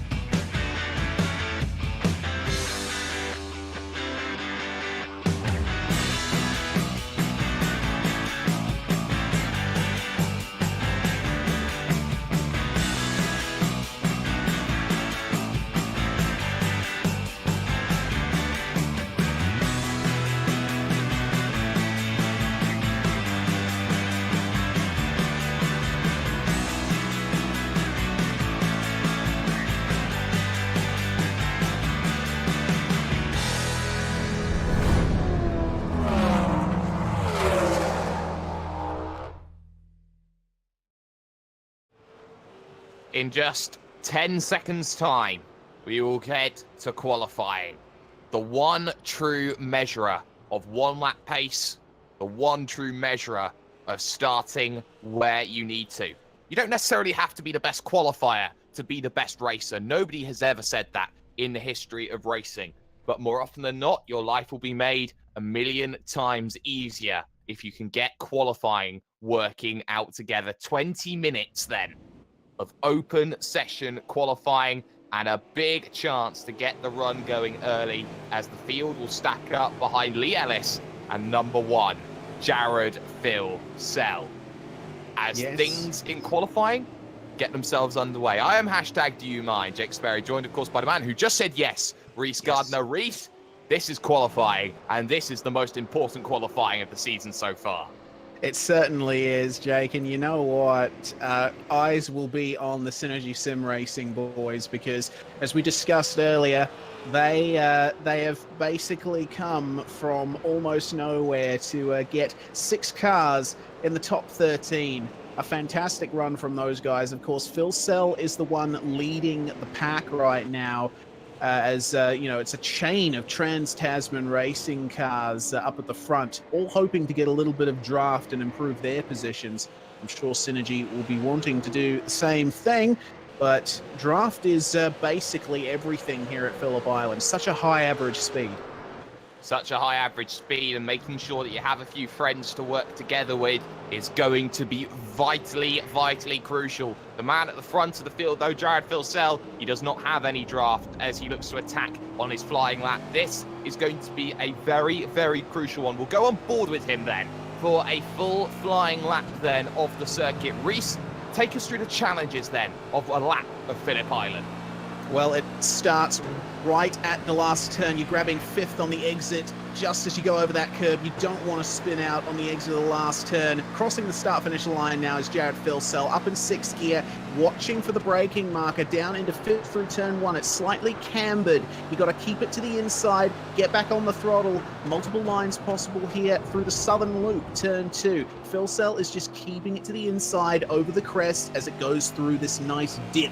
And then you just need to be very careful up into 4th here, coming down through this flat out left-hander stoner. Very easy for the car to lose it through here if you're not careful. Then instantly on the brakes for Honda, the hairpin at turn 4. Very tight, the only part of the track to not be on the original layout. And then down into Siberia. This is an incredibly banked 180-degree turn where you can easily go side by side if you like. And then it's just about flat out through H. A little bit of a lift here through the right-hander and then over Lukey Heights. A 4th gear turn, just sticking to the inside once again over the crest. You want to keep it to the left because now here is MG. Another slightly banked corner and then up into 2nd, short shifting into 3rd, just feathering the throttle through this second last corner. You want to be extremely careful out of there. Another spot where you can spin out. You got to lift in these V8 supercars for this final turn up into 4th gear and then just grabbing 5th once again on the exit, and that is a lap of Phillip Island, easily one of the best circuits that Australia has to offer. Not only is it that lap, that's a 1:30.729. That is beautiful. Madison down goes quicker, 1:30.4. The lap times will be coming in thick and fast here at Phillip Island as everybody looks to try and find a way through. Michael Schreier up into position number 3. Sam Blacklock in position number 5. Glenn Postlethwaite into position number 7. And it's just about finding yourself track position. Dane Warren moves up into position number 5 for the All-Star Motorsports machine. And Ian Ford, there's a blast from the past. First time we've seen him this season in Evolution Racing Team colours. Ozan Al-Nabi, though, up into position number 4. You can see how the times tumble. Yeah, certainly, and I think there's going to be some changes all through the session. Of course, we've got to consider it's a fairly warm track out there. Wayne Burke to pole. Wow. That is incredible. 1:30.443. Wayne Burke has put his 89 machine, the biggest cat, amongst some of the strongest pigeons in the field. Madison Down and Jake Burton. It was going to be an all-Trans-Tasman front row. Not anymore. That is Wayne Burke putting himself right on level. And let's not forget here right now, Reese, that the fact that this track is just going to heat up more and more as this qualifying session goes on. And it's already an astonishingly hot 37 degrees already.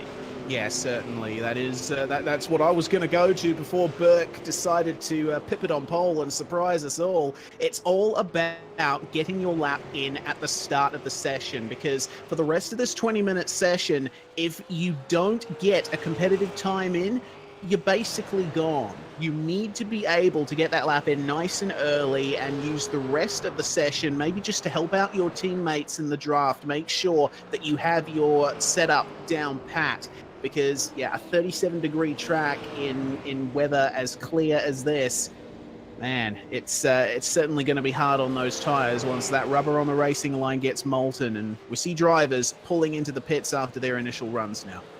Yes, we certainly do. Drivers who have yet to set a competitive lap time include Simon Feigl, who is 16, 17, 18 seconds, actually, off of the pace at the moment. That was an outlap. Michael Cracknell is one of the drivers, as is Kai Sloggett. So a lot of drivers find themselves struggling in the early stages, but this is going to be topsy-turvy. Yes, you've got time during the race to think about making positions, but the more positions you can get right now, then the easier things get later on. But get this, though, Ethan Griggold is down in only position 14 at the moment. Yeah, and that'd be slightly concerning for him, I think. Just looking around him, he doesn't have any teammates for company, so I think it would be beneficial there for Ian and Ethan to get out there together, see if they can get up the field a little bit more, because, you know, we've said it before, the fuel saving strategy. These guys at ERT are big fans of it. And I think if they were able to get a little bit further up the field in qualifying, they could really make it work for them in this race. We'll see how Ethan goes on this lap, though. It looks like he might be about to start one. Yeah, well, Ethan wants to get some times in, and he wants to get this one going up further through the field. 1:30.886. His fastest time. He's got to find 4 thousandths of a second to get past the fastest man when it came to pre-qualification, Glenn Postlethwaite. So a lot of work needing to be done from Mr. 117. In front of him is Ian Ford, his teammate. Guy Leach just in front of that as well. So a lot of worries to try and get through incredibly quickly through turn number 2, the sudden loop. Getting that back onto the curb, doing well. And crucially enough, just behind is Emily Jones, who will learn a lot actually staying behind Ethan Griggold, who is looking to be on a blinder. Yes, indeed, and he's got a little bit of traffic here. Guy Leach just running wide there at Honda to let him go. Good stuff there from Leachy for Sky VR46, running a Lymphoma Association livery this round, which is really awesome to see. Yeah, that is awesome to see as he gets turned around, and just like that, he keeps it out of the barriers. No escape rule is in full effect. You are not allowed to jump out of the vehicle. If you jump out of the vehicle out on circuit, that's it. The car is effectively being towed back to the garage for the remainder of the 12 minutes remaining. When it comes to the racing acumen, top 5 currently stays as it is at the moment. Jared Philsell, surprisingly, or unsurprisingly, has struggled a little bit in qualifying, has not liked the circuit, has not adapted well to it, and being 3/10 off in qualifying, having to work from 6th place. This is not the Jared Philsell we know and love. No, certainly not. I'm just looking at the ERT cars coming up to the line. So Ian Ford dragging Ethan Griggold across, and Ethan does not go faster on that occasion. I think the traffic that he experienced on that lap hampered him a little bit, but briefly going back to Philsell, he's just come back into the pits, saw him going slowly out on track just before. Certainly not in the position that we would expect him to be. Remember, this guy has won every single race of the season so far on the trot. So I don't know what he can do from here. The session is almost at its halfway point. The track will be super warm now. I don't know if he'll be able to improve. Well, I don't know if he's going to be able to improve much, but what I will definitely say is that a lot of drivers are maybe pushing in areas that maybe we didn't think they would be. Christian Hinton, for example, is up in 17th position. I think that's a fantastic qualifying effort at the moment from the 623. And who thought that Craig Jones in the 111 machine would be the leading Jones so far in qualifying? Yeah, certainly. That is very awesome to see from Craig Jones in the CMR team number 111 car. Those guys have been doing very well, just being there or thereabouts all throughout the field in V8SCOPS so far. Of course, another championships that we broadcast here on V8s Online as well. So Craig up in 16th, Christian Hinton for KRF Motorsports up in 17th. Some very good performances coming out of this session so far. Yeah, some very, very good performances so far. Michael Schreier is the one that I'm most impressed with at the moment, including Wayne Burke as well, actually. Because Michael Schreier, he's up there inside the top 10 in the championship, tied up with some very, very strong results. He had a 7th last time out at Snetterton. He could go even further with this if he drives this to the ability that we know Michael Schreier has. Yeah, certainly. Schreier, another V8SCOPS veteran, another V8 supercar veteran, actually. He's been there basically forever in terms of my memory, which I know isn't always the best. But Michael, he did sit out last season to be the part of race control as the driving standards advisor for Oceanic Sim Racing in this series. But he's back in the driver's seat now, proving that he has lost absolutely nothing with some time out of the seat. Losing absolutely nothing sometimes proves that you still got it. You still got some. And I think that a lot of drivers want to prove that they still got some.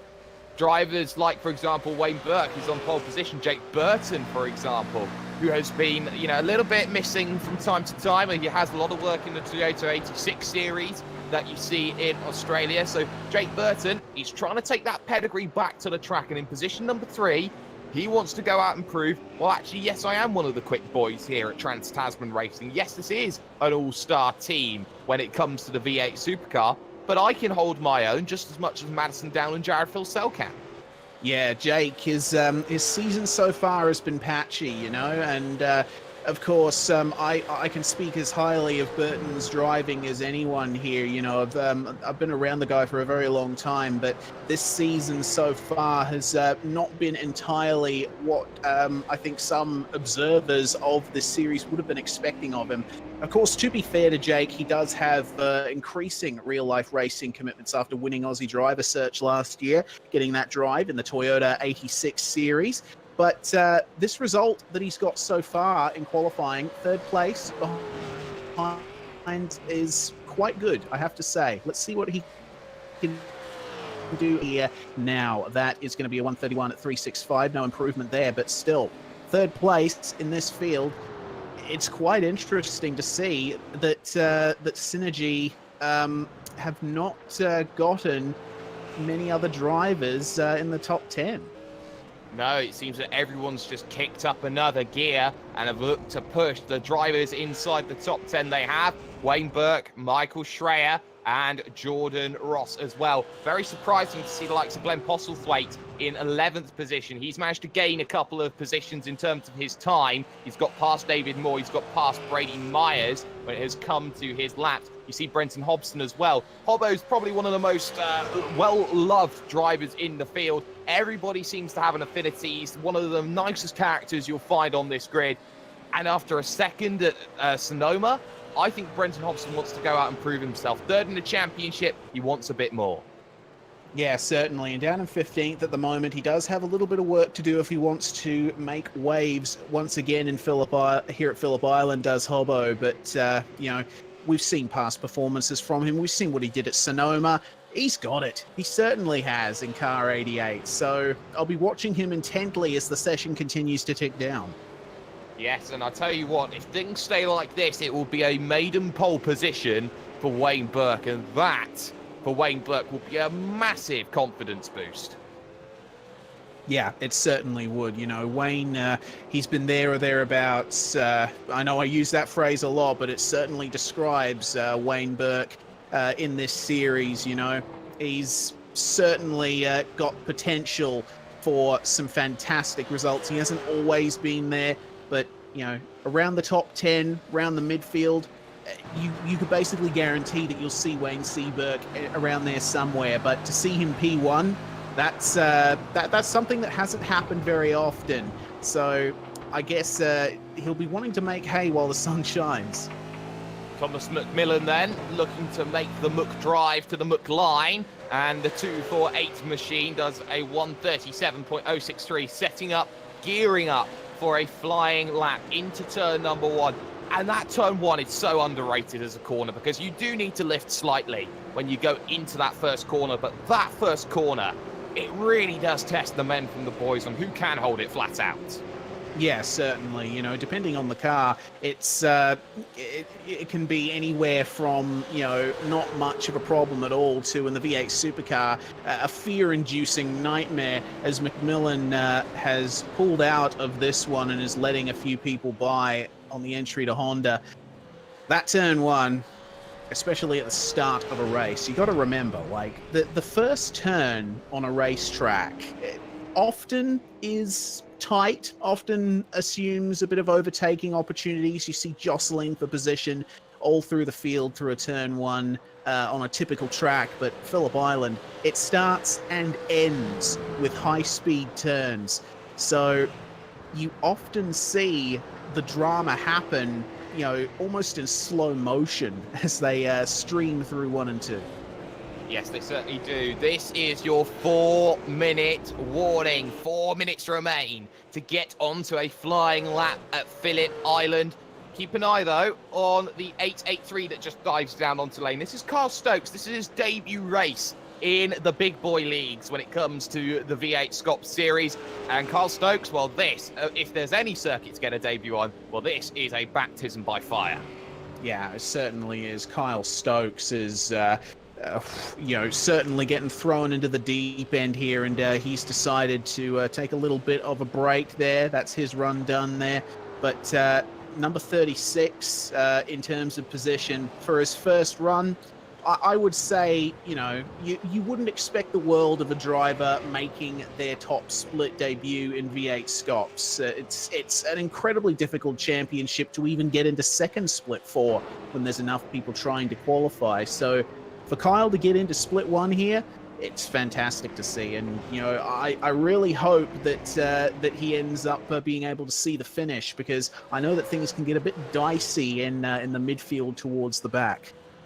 And there was a time where you'd say you need to be within 2 seconds to be inside of the top split. Not anymore. 8 tenths to be in top split, a further 5 tenths to be in second split. This is the tightest field we have ever seen in V8SCOPS history. This is a monumentally close challenged field. It certainly is. You know, V8SCOPS has always had this reputation for being incredibly close with a high level of competition, but it's just ramped it up recently, hasn't it? Especially around a track like Phillip Island. Reasonably short, reasonably fast. It's circuits like this that really get the times nice and close. If it was a twistier circuit like say Sebring, for example, I think you'd see a little bit more variation in terms of times, the gaps between drivers. But a track like Phillip Island really lends itself to being super close between them. 2-minute warning then, as every driver looks for one final opportunity. Certain Jordan Ross, for example, needs to keep on pushing in the 143 machine, currently on the 5th row in position number 10. But the big issue is these times are going away from them. Even if you do get onto a final lap, you have got to find the lap of your life if you want to improve. Yeah, you do. Right at the end of the session, the track has basically given all that it can, and it's only going to get slower from here on out. So it's exactly what I was talking about at the start of the session. If you haven't set that fast time by about the halfway mark, you got no chance of improving. And I think some guys out there are starting to realize that. There's less cars out on track now than there were before. I think everyone's just coming to terms with, well, you know, this is where I'm going to start. I'm going to focus on my race preparation now. Focus on the race prep, focus on making those charges. Inside a minute to go here on V8 Online. because the Virtual Racing School V8 Supercars Online Premier Series is having itself a barnstormer. David Moore is on a lap time carrying Brett Loxton alongside. No, backs out of it, decides that the lap's not going to work. Big wiggle for Glenn Postlethwaite. I'm not sure he's going to get along around either. A lot of vehicles stopping, Jones stopping, Borg stopping, Ross stopping. I think they're running out of time here to get those laps in, and I think that we've got a lot going on. Welcome, ladies and gentlemen, the viewers who are joining us on the Virtual Racing School Facebook page, because this is a qualifying that is proving that is thrown a lot of shocks and surprises. Shake up the mix, shake up everything to go. 5 seconds left to get in a time, and not many are going to get there. Greg Galt's not going to get there, so this is his final chance. He'll round himself through the final corner. He will look to improve from a dismal position number 14. At the moment, I don't think he's going to find it. The answer is a 31.6, nowhere near, 0.8 of a second. Look how many vehicles are pulling themselves off onto pit road because they can't set a lap time, because they can't go any quicker. Simon Feigl, who is racing in a motion simulator rig, nothing to lose right now, on a 1:32.6, as he looks to set a lap time that goes quicker than position number 39 in this field. He'll cross the line, does a 32.3. He improves, but not in position. Kyle Stokes, though, he improves. He's up to 31st here right now, Reese. Yeah, certainly. Hello to everyone on the Virtual Racing School Facebook page. Glad you could join us here. Kyle Stokes, once again, basically stepping up to the plate in the best way possible in Split 1, just outside the top 30 at the moment. So awesome to see. Two drivers looking to set some times as Ian Ford goes spread eagle through Lukey Heights. He somehow gathers it up together. Nobody else really in a position to set lap times. That's everybody setting lap times. Let's get yourself up then. The starting grid will look as follows. Wayne Burke is getting his first ever pole position in V8SCOPS history. 1:30.443. He's got a champion alongside him. He's got the legendary Madison Down to join him there. Jake Burton will start from third with Michael Schreier in fourth position. Forzan El Nabi will start fifth with the championship leader Jared Filsell in sixth position in this Phillip Island 250. Dane Warren will start from seventh with Sam Blacklock alongside in eighth, with Ian Ford ninth for Evolution Racing Team and Jordan Ross rounding 10. Glenn Postlethwaite, the guy who topped pre-qualifying, is going to start from 11th, with Brady Myers in 12th. Another strong performance from him. He's really shown his mettle this season. David Moore, another Synergy Sim Racing driver, in 13th place, with Ethan Grigg Galt, the lead Evolution Racing Team car, in 14th. Brenton Hobson, Hobbo88, starting in 15th position, again for SSR. Craig Jones in 16th and Christian Hinton in 17th. Kurt Stenberg and Emily Jones make it Trans-Tasman Racing in 18th and 19th, and rounding out the top 10, that is All-Star Motorsports, number 669, Scott Sislowski. I'll make it top 20 for you. Thomas Hinds, who is 9th in the championship, starts from 21st. Stuart Vaughan will start from 22nd, with row 12 being Ethan Warren and Chris Robinson. Row 13 is Lee Ellis and Brian Borg, with Jason Hyde and Bruce Kiley on row 14. Row 15 sees Jake Blackhall and Daniel Williams. Kyle Stokes starts in 31st position for his first top split start in the VRS V8 Supercar Online Premier Series. Brett Loxton in 32nd. Our Split 2 winner, Ross Rizzo, starts from 33rd. Interesting to see what he can do from there. Thomas McMillan in 34th. Michael Taliancic in 35th. Riley Blythe and Guy Leach in 36th and 37th. Michael Cracknell in 38th. And rounding out our field of drivers who have set times is Simon Feigl, another Evolution Racing Team driver in a Motum simulation motion rig. And it's worth noting that Kai Sloggett is starting from pit road for this one after an infringement at the last round. So 2 minutes to grid up, or you start from that dreaded place known as pit road. 250 kilometers, 57 laps worth of action, and 2 pit stops to be required. It's unfamiliar territory for Wayne Burke at the front of the field. He will have to defend from the Red Army of the Trans-Tasman machines, Down and Burton. Michael Schreier will look to provide some assistance in position number 4. But this is a race where you have to be at your very, very best. A mistake here, well, you will get punished a lot tougher than you will do at circuits in different areas around the world.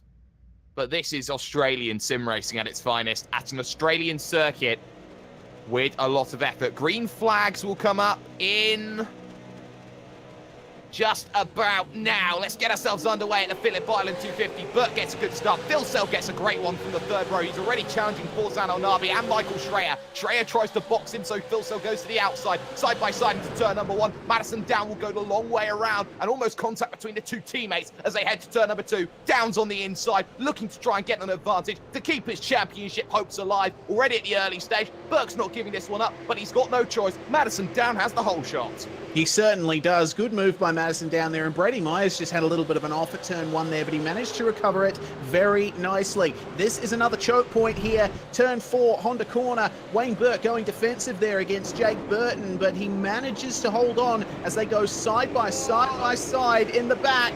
Goodness me, have a look at that. Lee Ellis has been turned around, and that was Craig contact. Jones, There's a big one, and yes, that's Craig Jones having a massive moment, and there's contact just in front of him as well. As that is, I believe, Carl Stokes just getting around Jason Hyde, who had all the biggest moments in the world as they make their way through the haystacks and up to Lukey Heights then. For the very first time, your top 4 at the moment: Down, Burke, Burton, Philsell, Schreier, Warren, Elnabi, Blacklock, your top 8, as Elnabi has a think about making the move then on Dane Warren, but Warren far too far forward to have anything to worry about, and it's Trans-Tasman 3 of the top 4 positions right now. Yeah, certainly. And you know what? TTR are doing absolutely everything that they need to do right now. And at the end of this second lap that they are beginning right now, the pit window will open. So they got to do 2 mandatory pit stops in this race. The pit window opens on lap 2, closes lap 55. So that is what the drivers will need to be looking out for here. And Burke and Burton really pushing it right now. Burke's trying to go around the outside of turn 2. We've seen it almost done before. Looks like Burton is almost going to get it done there. And they both slide on the exit of the southern loop. But you know what? Burton and Philsell are both looking very aggressive. They both are on the brakes as Philsell goes to the outside of his teammate, looking to make things work. Defensive line behind that for position number 5 as Schreier is defending from the Savant, Dane Warren. So he's holding on to things right now. The top 6 staying as they are just for the moment. Let's look further down the field, side by side. This is Stuart Vaughan and Ethan Warren going at it, and there's a bit of contact between the pair of them as Stuart Vaughan hangs out Warren to dry. This will allow Thomas Hinz half a chance, but Hinz is going to stay and wait for a little longer. Yes, he is, and you know what? That kind of racing in the midfield is really what is very interesting about V8SCOPS, especially at Phillip Island. You can see Vaughan and Warren really battling here, coming down to MG. Looks like Warren is just not able to get it up the inside where he needs to. We'll have to wait for another lap to see what he can do. Meanwhile, further back in the field, I'm noticing Riley Blythe making his way through. Started in 36th. He is now moving up even more, pressuring Guy Leach. I tell you, he's had a shocker of a start. It's Brenton Hobson. He's down 10 positions already as he now looks to try and attack Jordan Ross, who he himself has been involved in issues in the early going. So Ross under pressure. Here comes Hobbo down to the inside, looking for the move as he goes into turn number 1. Space there, vehicle off just in front. I believe that is going to be Guy Leach, and also he's going to be joined, I believe, there by the vehicle of Simon Feigl struggling there. So 2 big offs there at turn 1. Yeah, certainly. Guy Leach, I was actually observing that. It looked like Bruce Kiley got a bad run out of the last turn, and he went 3 wide with Leach and Blythe, and unfortunately Leach was just caught on the outside. Well, the Sky VR46 machine not going to be happy. Sponsors there for cancer charities, and that one not working. Glenn Postlethwaite, though, attacking Ian Ford. This one for position number 10, the final spot inside of the top 10. Ian Ford under pressure, trying to open the run up then at Lukey Heights as Glenn Postlethwaite, try and get the run off the exit down the hill to the very difficult braking zone of MG, and he goes for it. Very, very aggressive lines from the pair of them, and a double take there for Postlethwaite, which puts him back into the clutches of Moore. Yes, he does. And you know what? That section from Lukey Heights down to MG is one of the best bits of racetrack that Australia has to offer. It's very easy to defend, but if you put one up the inside, it doesn't quite end there. So They're not going to have any big change in position relative to each other down the front stretch, but second and there's third, contact there goodness me. between Burke. Yes, that's Burke and Burton coming together, and Burke still holding on to this one, hanging out to dry. Jake Burton at turn number 2, trying to get the up and under, and well, Jake Burton, it was a late move into turn number 1 there, but they just made the tiniest, the faintest bits of contact, and Burke now will have to defend hard into turn number 4 here at Honda, and he's a lot more later on the brakes, but he's left the door wide open here for Burton, who's got to do it around the outside at Siberia now. Burke still on that inside. You want to hold this one. They're holding each other up. They're losing Madison down. That's not what either of them want to have at this situation, and Burke's not going to give this one up. Yeah, run to the H-stacks then. Run to Lukey Highs, but he's on the outside, and surely he'll have to give this one up, and now Phil Sell attacks. Yeah, can Phil Sell do it around the outside of Lukey Heights? I don't know. It's entirely possible. He might just put it around the outside. He's going to go for it at MG. There he goes. And Wayne Burke not having a very good run here. Tell you what, I think that was strategic from Burton. All of that pressuring of Burke was to try and psych him out, as he's going to have to yield to Phil Sell in the last turn. And it looks like that strategy's worked. Madison Down has one hell of a lead now. Burton's got a sizable gap to Phil Sell too. Yep, that gap was 0.6 of a second when they last crossed the line. Now the gap extends upwards to 1.6 seconds. So Madison Down has broken draft as they're just behind. Schreier under pressure. Dane Warren now looking to attack for the battle for position at number 5. And with Wayne Burke back into 4th position, he's now got to reevaluate himself. He's got to work out, what do I need to do now to push on forward a little bit more here, Reese, because it knows, or he knows, that one small mistake always seems to catapult into another, and Burke's instantly going to come back on the offensive against Phil Sell. That is exactly right. And Phil Sell, we've been discussing it. He is not entirely comfortable at the moment. He's not on his A game here at Phillip Island, and I'm sure that the Synergy boys will know this. You got to think, Wayne Burke, he may have lost a couple of positions, but he has Michael Schreier behind him to act as a bit of a buffer against Dane Warren, so he'll be free to try and pursue Phil Sell now. Yeah, and free to pursue is going to be the case. Some of your biggest movers inside the top 10. Ethan Grigault is up into 8th position right now. Wow. And he's trying to chase down the train, El Nabi, Warren and co. to try and get up, fight for a podium. And Stokes running into issues. No, he's running in the top 20 is what our director said. My bad. That's incredible. A fantastic run from Kyle Stokes. The debutant past Jason Hyde, looking at Thomas Hinds. He's plus 11, running very well. Someone else running very well. It's the queen of sim racing herself, Emily Jones. She's plus 6, attacking David Moore. This one for position number 12. We'll stay on this because right now, Emily Jones has got to go against the machine. 2 of the Synergy sim racing machines, 1 Evolution Racing Team machine. Jones unable to make anything happen early, but with the 2-stop strategy and with it feeling more like a stop and a half, do you think Jones should go early sometime around lap 15? I have no idea. I think it would be pertinent because, she's already on this big climb here, and if she feels like she's getting held up there behind Moore, well, that would be the best thing to do.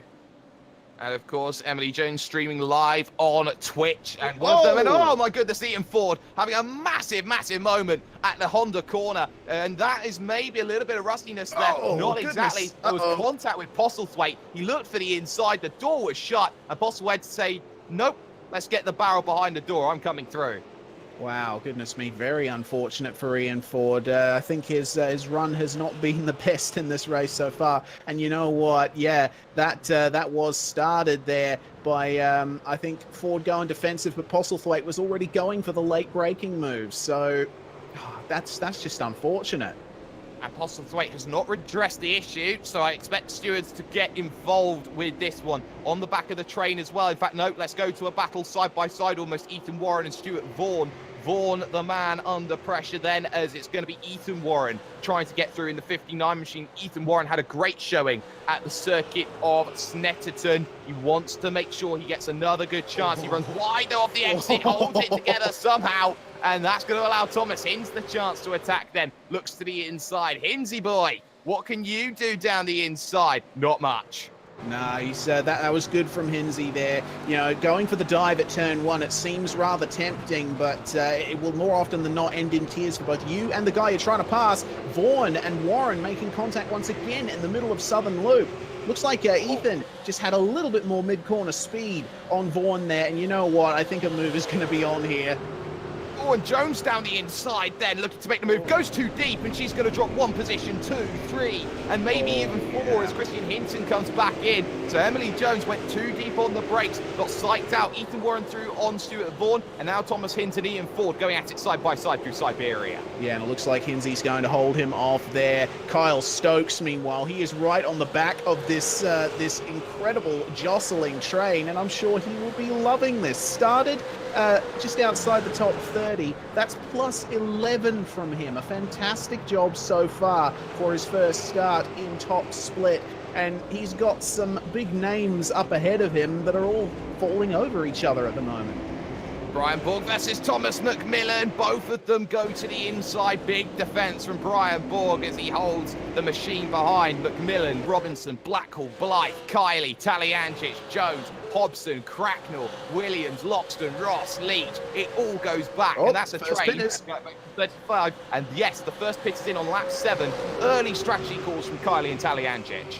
Yes, indeed. So another driver joining them in the pits. That's Jordan Ross. So I believe I made a mistake just before the race session. I said he was a Synergy Sim Racing driver. He is not. I am sorry. He is Zuva Racing along with Henry King, who we saw in Split 2. So those guys are taking their first stops very early in the run here on lap 7. Looks like, wow, okay. So Taliansic jumped Kiley there, going for the short run first.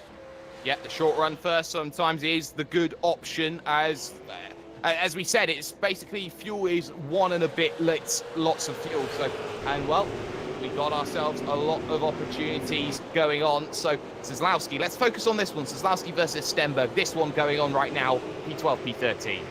Yes, indeed, and wow, that's quite the interesting battle we're seeing there. Of course, Stenberg and Szlowski both in the game for quite some time, and just up behind more. It'll be interesting to see how that pans out, because having a look at lap times, seems that Szlowski was a little bit slower than Stenberg on the last lap, and that I'm sure that he is too. I wonder what happened there.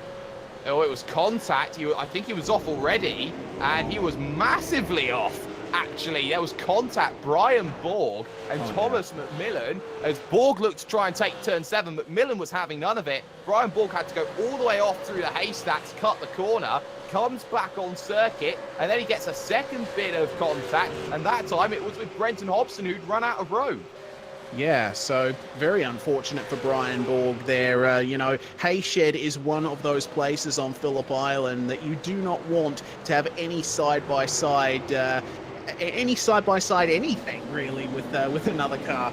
As we're seeing Shreya and Warren, this is the battle right now for position number 5. Warren really looking aggressive on Shreya now, as Burke has left them behind in his pursuit of Phil Cell. Yeah, and I think Michael Schreier, the more that he's been defending, the more time that he's been losing here, because Dane Warren's desperate to get through, but hasn't quite found the tools to make that happen. And of course, wants to get rid of Forzan Al-Nabi off of the back of this train as well. So up through Lukey Heights then, looking to pick the run up off of the exit and get the jump down at MG. Not going to be able to do that one, Dane Warren, as he looks to now set the run up potentially for turn number 1. We've seen some drivers come in early. We haven't seen the major early move, and the gap hasn't really extended for Madison down at the front of the field either. It's 1.8 seconds right now. Back to Jake Burton in second, Jared Philsell in third, Trans-Tasman 1, 2, and 3. Dane Warren, though, still looking to try and attack Michael Schreier, but Schreier just seems to have the run out of all the corners, and it's only on the straights, really, that Dane Warren can try and fight it back. Yes, indeed. You know, you can see he's going for that little bit of aggressive drive into the first turn, but not quite working for him. I'm wondering if, you know, a lot of these drivers' thoughts may be starting to turn to fuel saving. because obviously before this 2 mandatory stop rule was introduced in this round, it was possible to complete the race on 1 stop by saving a little bit of fuel every single lap, which, you know, of course, to spice up the action a bit, we'd like to keep it at 2 stops. So the decision was made to make it 2 stops mandatory. So these guys will still want to save a little bit of fuel, because at the end of the day, the less time you spend at a standstill, so much time is gained. Down the inside, Riley Blythe on teammate Jake Blackhall, and that one is going to be comfortable as Evolution Racing Team make the move on themselves. Now it's McMillan and Robinson that the driver of Riley Blythe needs to start attacking. Riley Blythe, who is plus 11, now plus 12 at the moment, looking to make it 13, lucky or otherwise. Yes, indeed. Riley Blythe, he's shown some fantastic performances in the past, and, you know, down in the midfield in Scops, he's always threatened to break out of there, but, you know, he's got quite a bit of work to do before that can happen. He's shown good pace, though, as Craig Jones had a little bit of a look up the inside at MG corner. Meanwhile, Stuart Vaughan and Jason Hyde side by side. Wow, okay, I just flicked to that, and goodness me, how you could not physically get any closer. No, you couldn't, and I was looking at a completely different thing, because Dane Warren's finally through a Michael Schreier. That was exactly what was needed. You can't get any closer, and that was comfortable down the inside. Hyde and Vaughan. Hyde has got the position on Stuart Vaughan, so Vaughan's got work to do as the pair looks to chase down Hinds and Ford just in front, 17th and 18th right now out on circuit, but Dane Warren up into position number 5 and now is looking to try and pounce here on Wayne Burke, because Burke, let's get this, 2 seconds is the gap right now. Dane needs to close down, and already he's pulling away from Michael Schreier, who's in the clutches of El Nabi's performance sim sport machine. Yeah, certainly. So it looks like Schreier's falling off the wagon slightly here. It'll be interesting to see what El Nabi can do in the face of that. But eyes once again will be on Warren, because, you know, the rate he's starting to pull away from those guys, I think he stands a very good chance of catching up here to the top 4. Just talking briefly about the top 4, I'm impressed that Wayne Burke has managed to stay with these guys.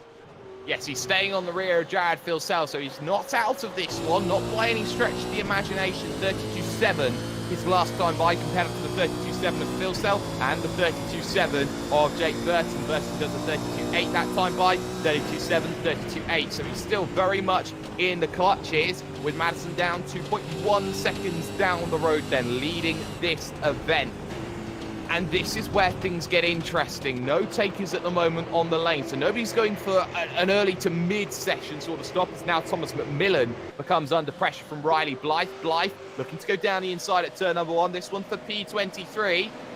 And hoping a bit more. It's got to go the long way around now here, Reese.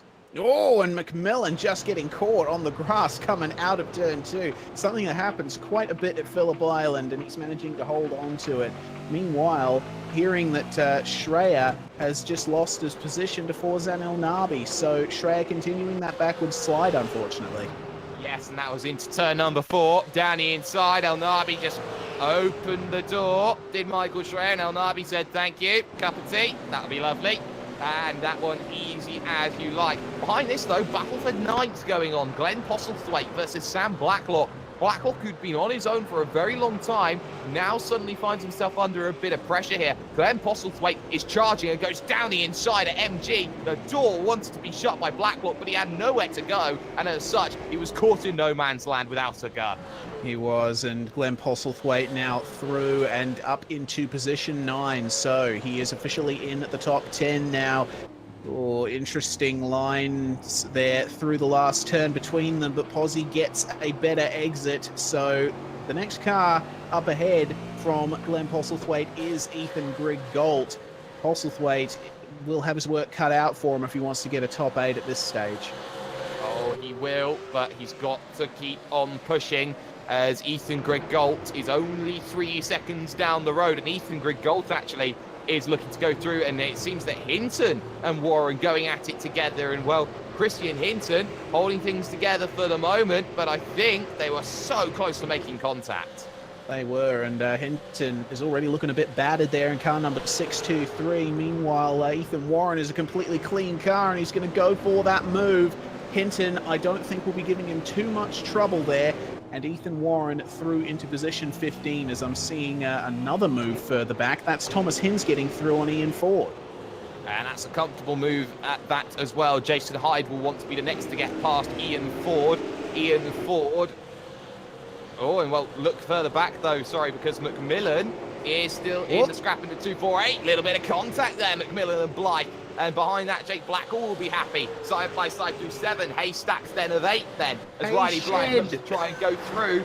And holding around the outside. Thomas McMillan. I'll give him a muck round of applause for that, but it's still going.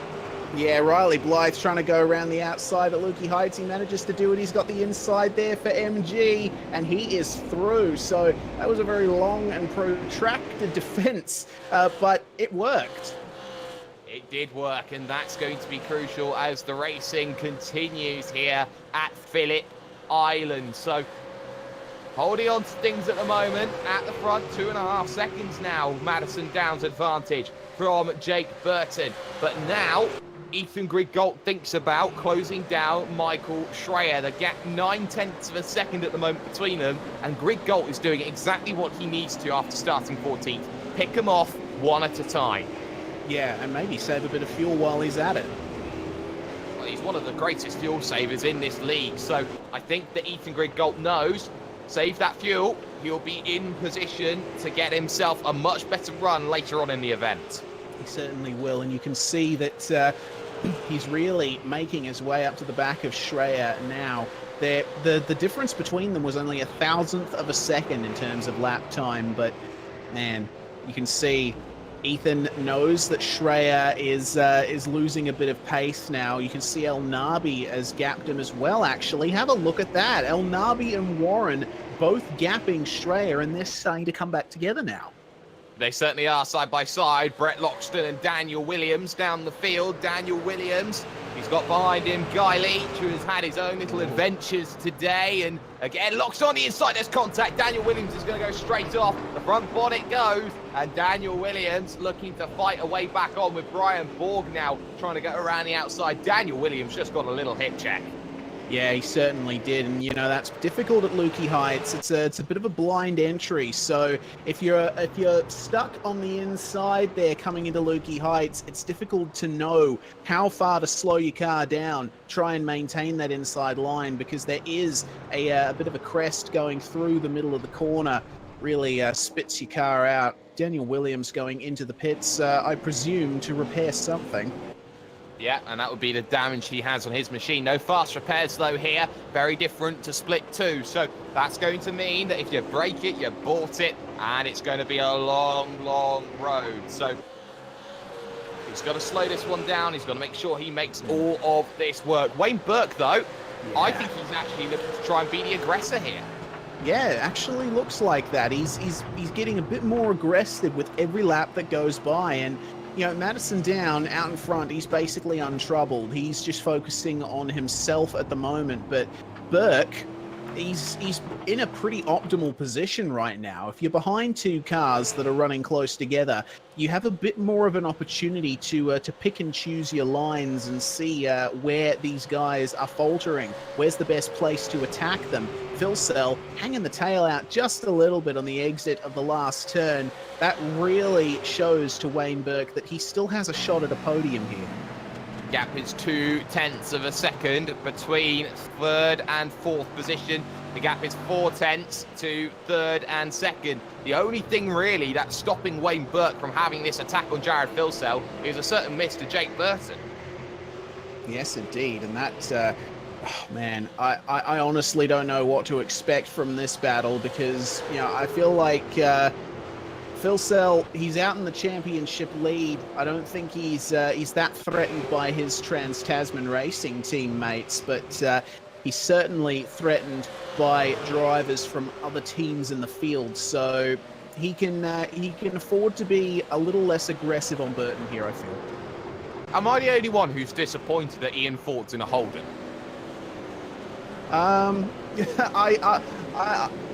that comparison has been made many times before, and you know, Ian Ford from the start has been in a Holden since it came to iRacing. So you are not the only one, Mr. Sperry. I'm not the only one. Well, I find that disappointing. Oh, vehicle off, and vehicle off. Simon Feigl, yep, lap down, trying to get out of the way. I think that's very massive of a way to get out of the way, but you can see just how long that he's having to stay on that grass just to stay out of everybody's trouble.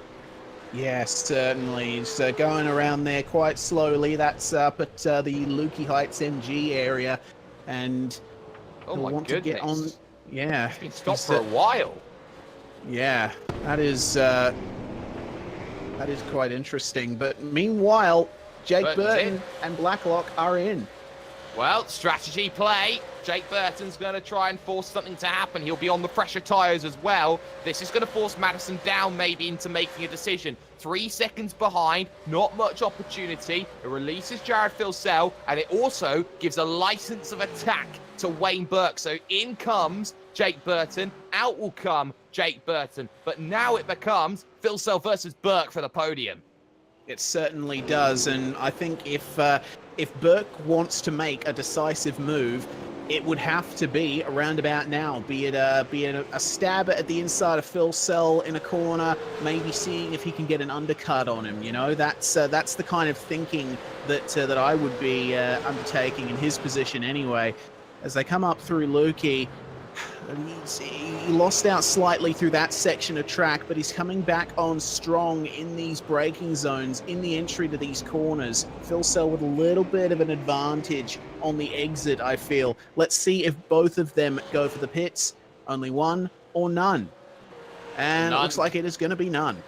None is the option. None is the answer. In comes Forzan El Nabi, though, from position number 6. Tyres on the grass as he looks to hit the track and hit the commitment line. And he's got to really slow that down because he was aggressive with that one there. And we know Forzan El Nabi likes to be the aggressor on pit road.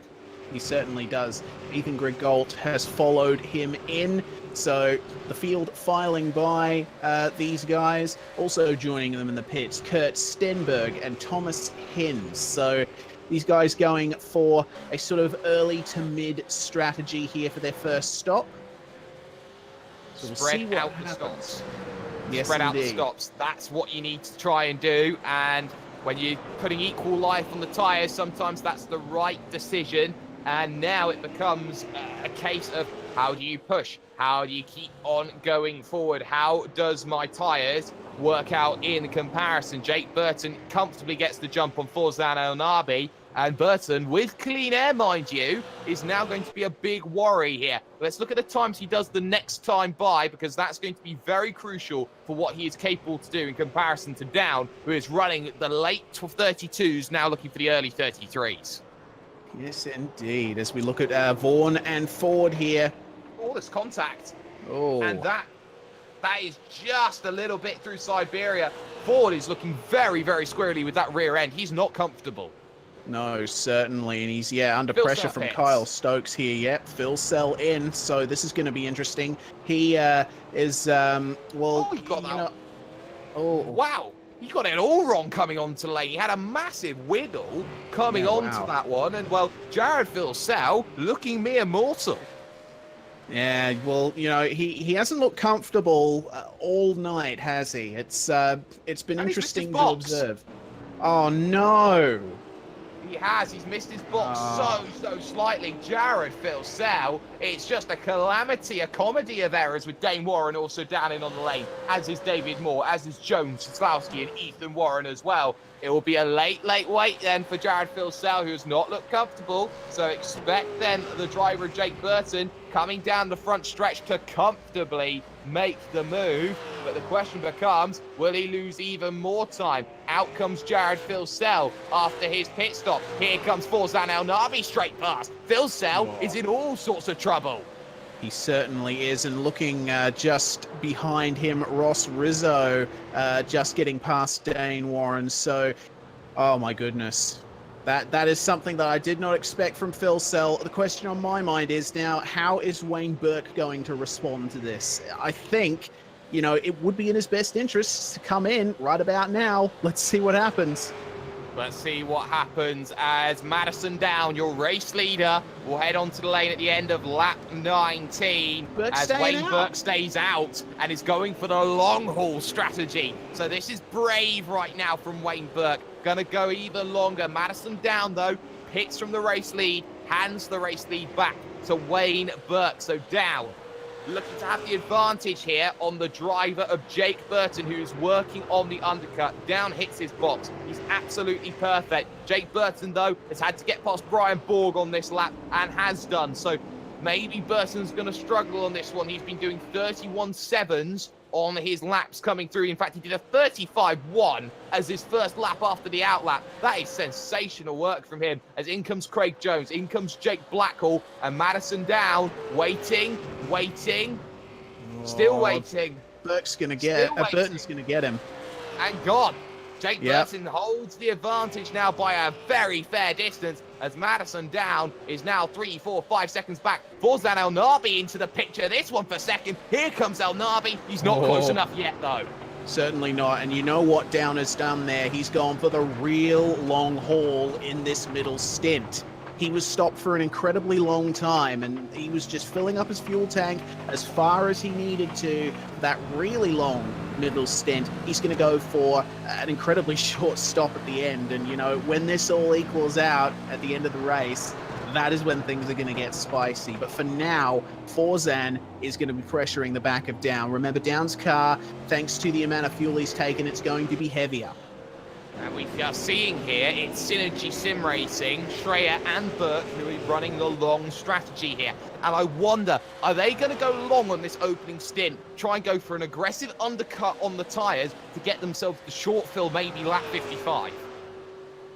Yeah, I think that's an entirely possible strategy that they're employing here. But, you know, we do not know for sure. We don't have access to any team radio in this series at the moment, so no way to tell what's going to happen. We're finding out with the rest of you guys in the audience.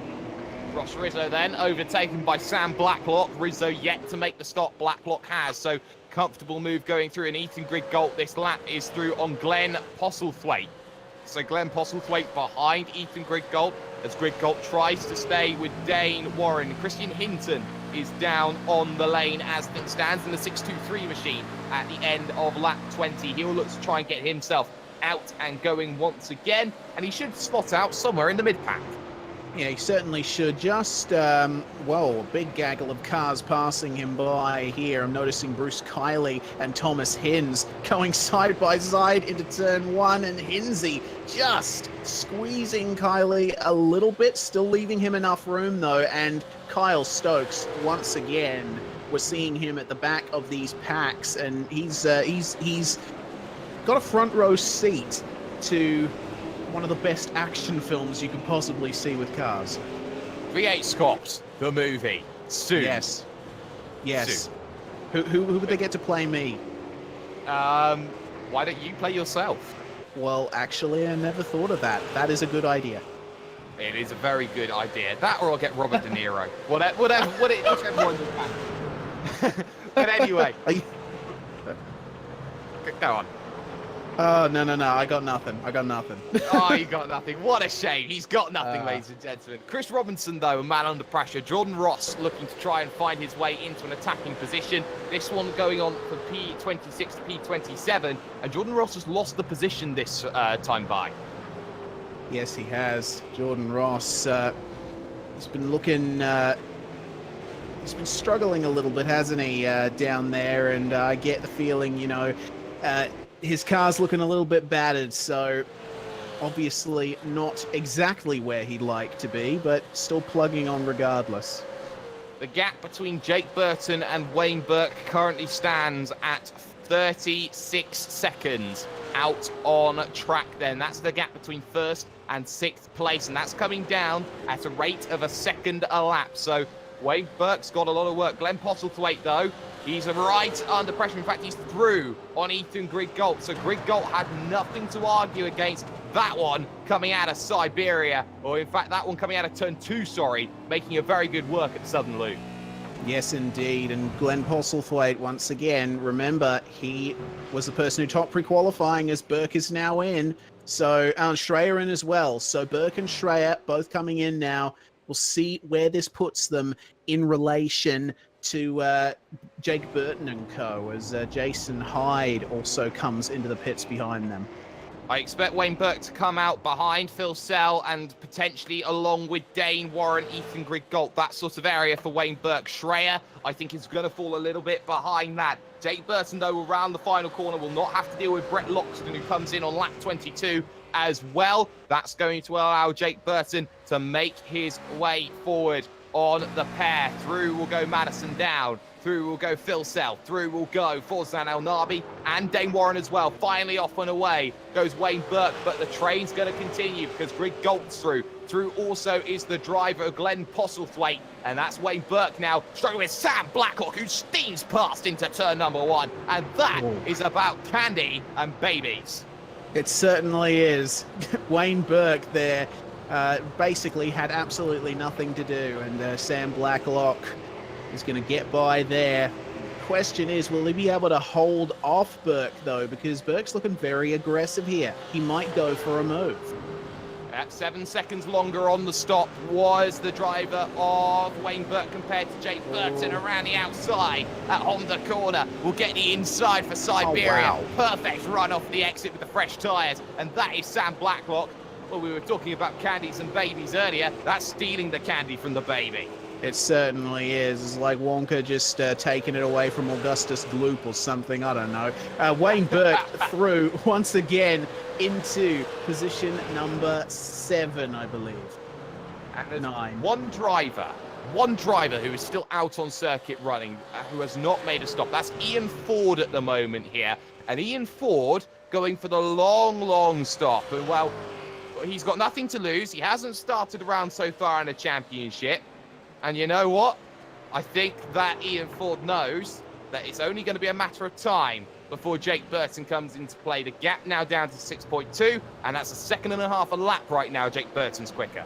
Yeah, certainly is, and you know it's interesting to behold this because Ian Ford, he's been struggling a little more than I was expecting him to here. He's been involved in a couple of incidents, made a couple of mistakes, so I get the feeling, you know, it would be best for Ford to get himself out of that position as soon as possible because at the moment it's a recovery drive, it's a losses cutting drive from Ian Ford. He'll when did he pit actually? I'm just checking back through the lap times. It looks like he actually hasn't pitted yet, so he's just extending that stint out for as long as possible. Well, he is, and he has every right to in terms of his battle. Forzan El Nabi now is behind Jared Philsell, so Forzan El Nabi will just try and piggyback. And, well, Emily Jones right now in the middle of a pack as well. We'll keep an eye on this one in the 68 machine. She's got David Moore in front, Scott Szyslowski, and Michael Talyancic, who I also believe has yet to come down and make a stop. So they're all going to come up on Talyancic, and that has potential for a few worrying moments with Talyancic being the slowest man. Yes, indeed. And I'm actually taking a look back here. Drive-through for Glenn Postlethwaite. We're hearing from race control. Not surprised, that would be the contact with Ian Ford. So Glenn Postlethwaite, who is currently lying in position number 7. I'm not sure he'll argue against that one in the Synergy Sim Racing machine. A shame to see it, but I think Glenn Postlethwaite is going to fall backwards through the field. Ido on the battle just in front of Talyancic because Ross Rizzo's under pressure. Here comes Stenny, Kurt Stenberg, number 47. Well, he definitely sees this one down the inside. Comfortable and easy. Yep, and Ross Rizzo there. We did talk to him just before the qualifying session went off.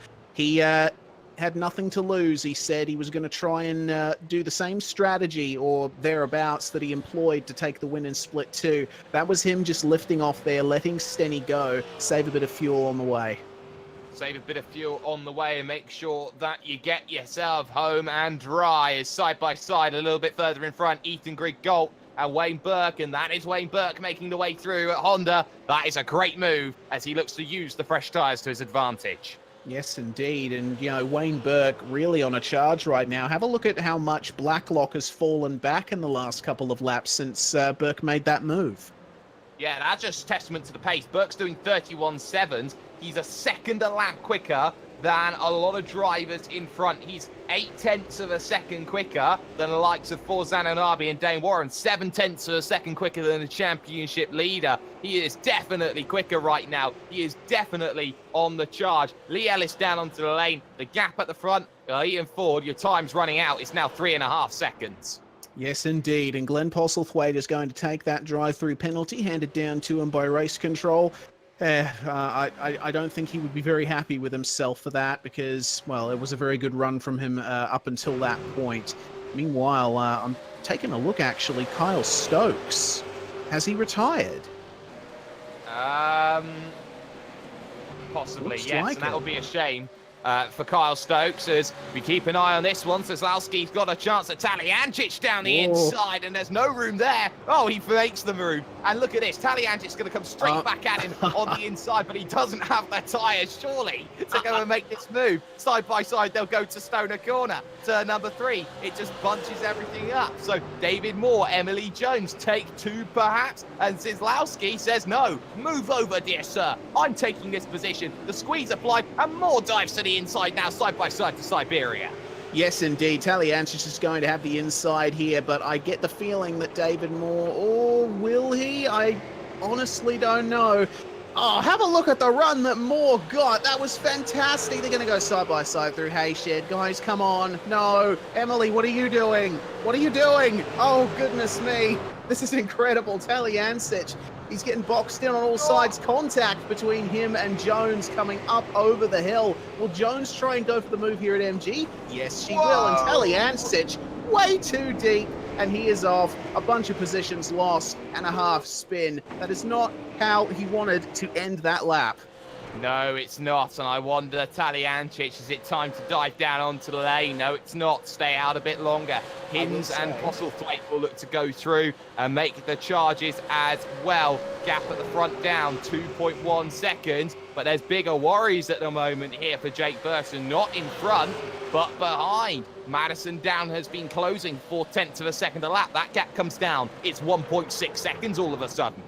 Yes, indeed it is, and you also got to consider that Madison pitted for, I think, a much longer time than Burton did. So for Madison to have that sort of pace over Jake, that's incredible. With a 4-second longer stop, that's 4 seconds extra worth of fuel that he's put into his tank. For him to be catching Burton at that rate, well, it shows that Madison's not playing around.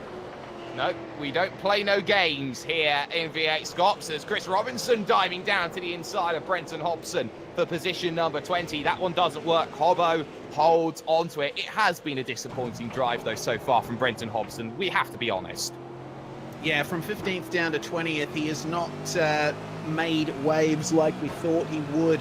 Obviously, considering the fact that there is a bit of quarter damage on his car, not all of that was entirely down to him. But, that happens here at Phillip Island. It's a track where things are close, Here we go. sometimes too close. And the lead changes. Ian Ford loses it to Jake Burton. As simple as that. So Burton comfortably makes his way through on the man who is yet to make a stop. And, well, it's only going to be backwards from here, Mr. Ford, as you continue on in your Holden. Madison Down, though, he's brought that gap down to Jake Burton to within 1.3 seconds. And this is the crucial thing for Madison Down. You can use the driver of Ian Ford now as a bridge between the divide to get within 1 second to pick up the toe proper. Yep, and Brenton Hobson into the pits. So not too sure what that's for as Ian Ford yields and lets Madison by. So Madison does not have that bridge anymore. No, he does not. And, well, Brenton Hobson came in on lap 9. This may be actually him starting his second stop on lap 27, looking to go for the long stop home. It's bold from here, but he's got every right to go and try it, surely. 32 laps, he's within that window with 30 to go. Yeah, he certainly is. And just an update on Taliancic. I checked back through his laps, and as I'm seeing him in a bit of a battle here with Thomas Hinds, he slides on Siberia, and Taliancic goes back on through. Michael pitted on lap 6, so he's in the middle of his middle stint right now.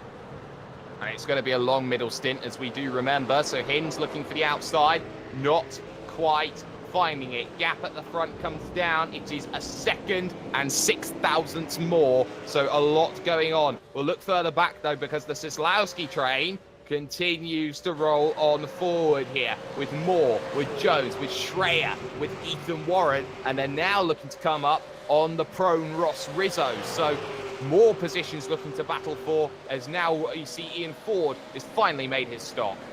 He certainly has, and out he is going to come behind this this battle. Or is he? Goodness me, where is Ian? He's still stopped. This is an incredibly long second stop there for Ian, or first stop, sorry.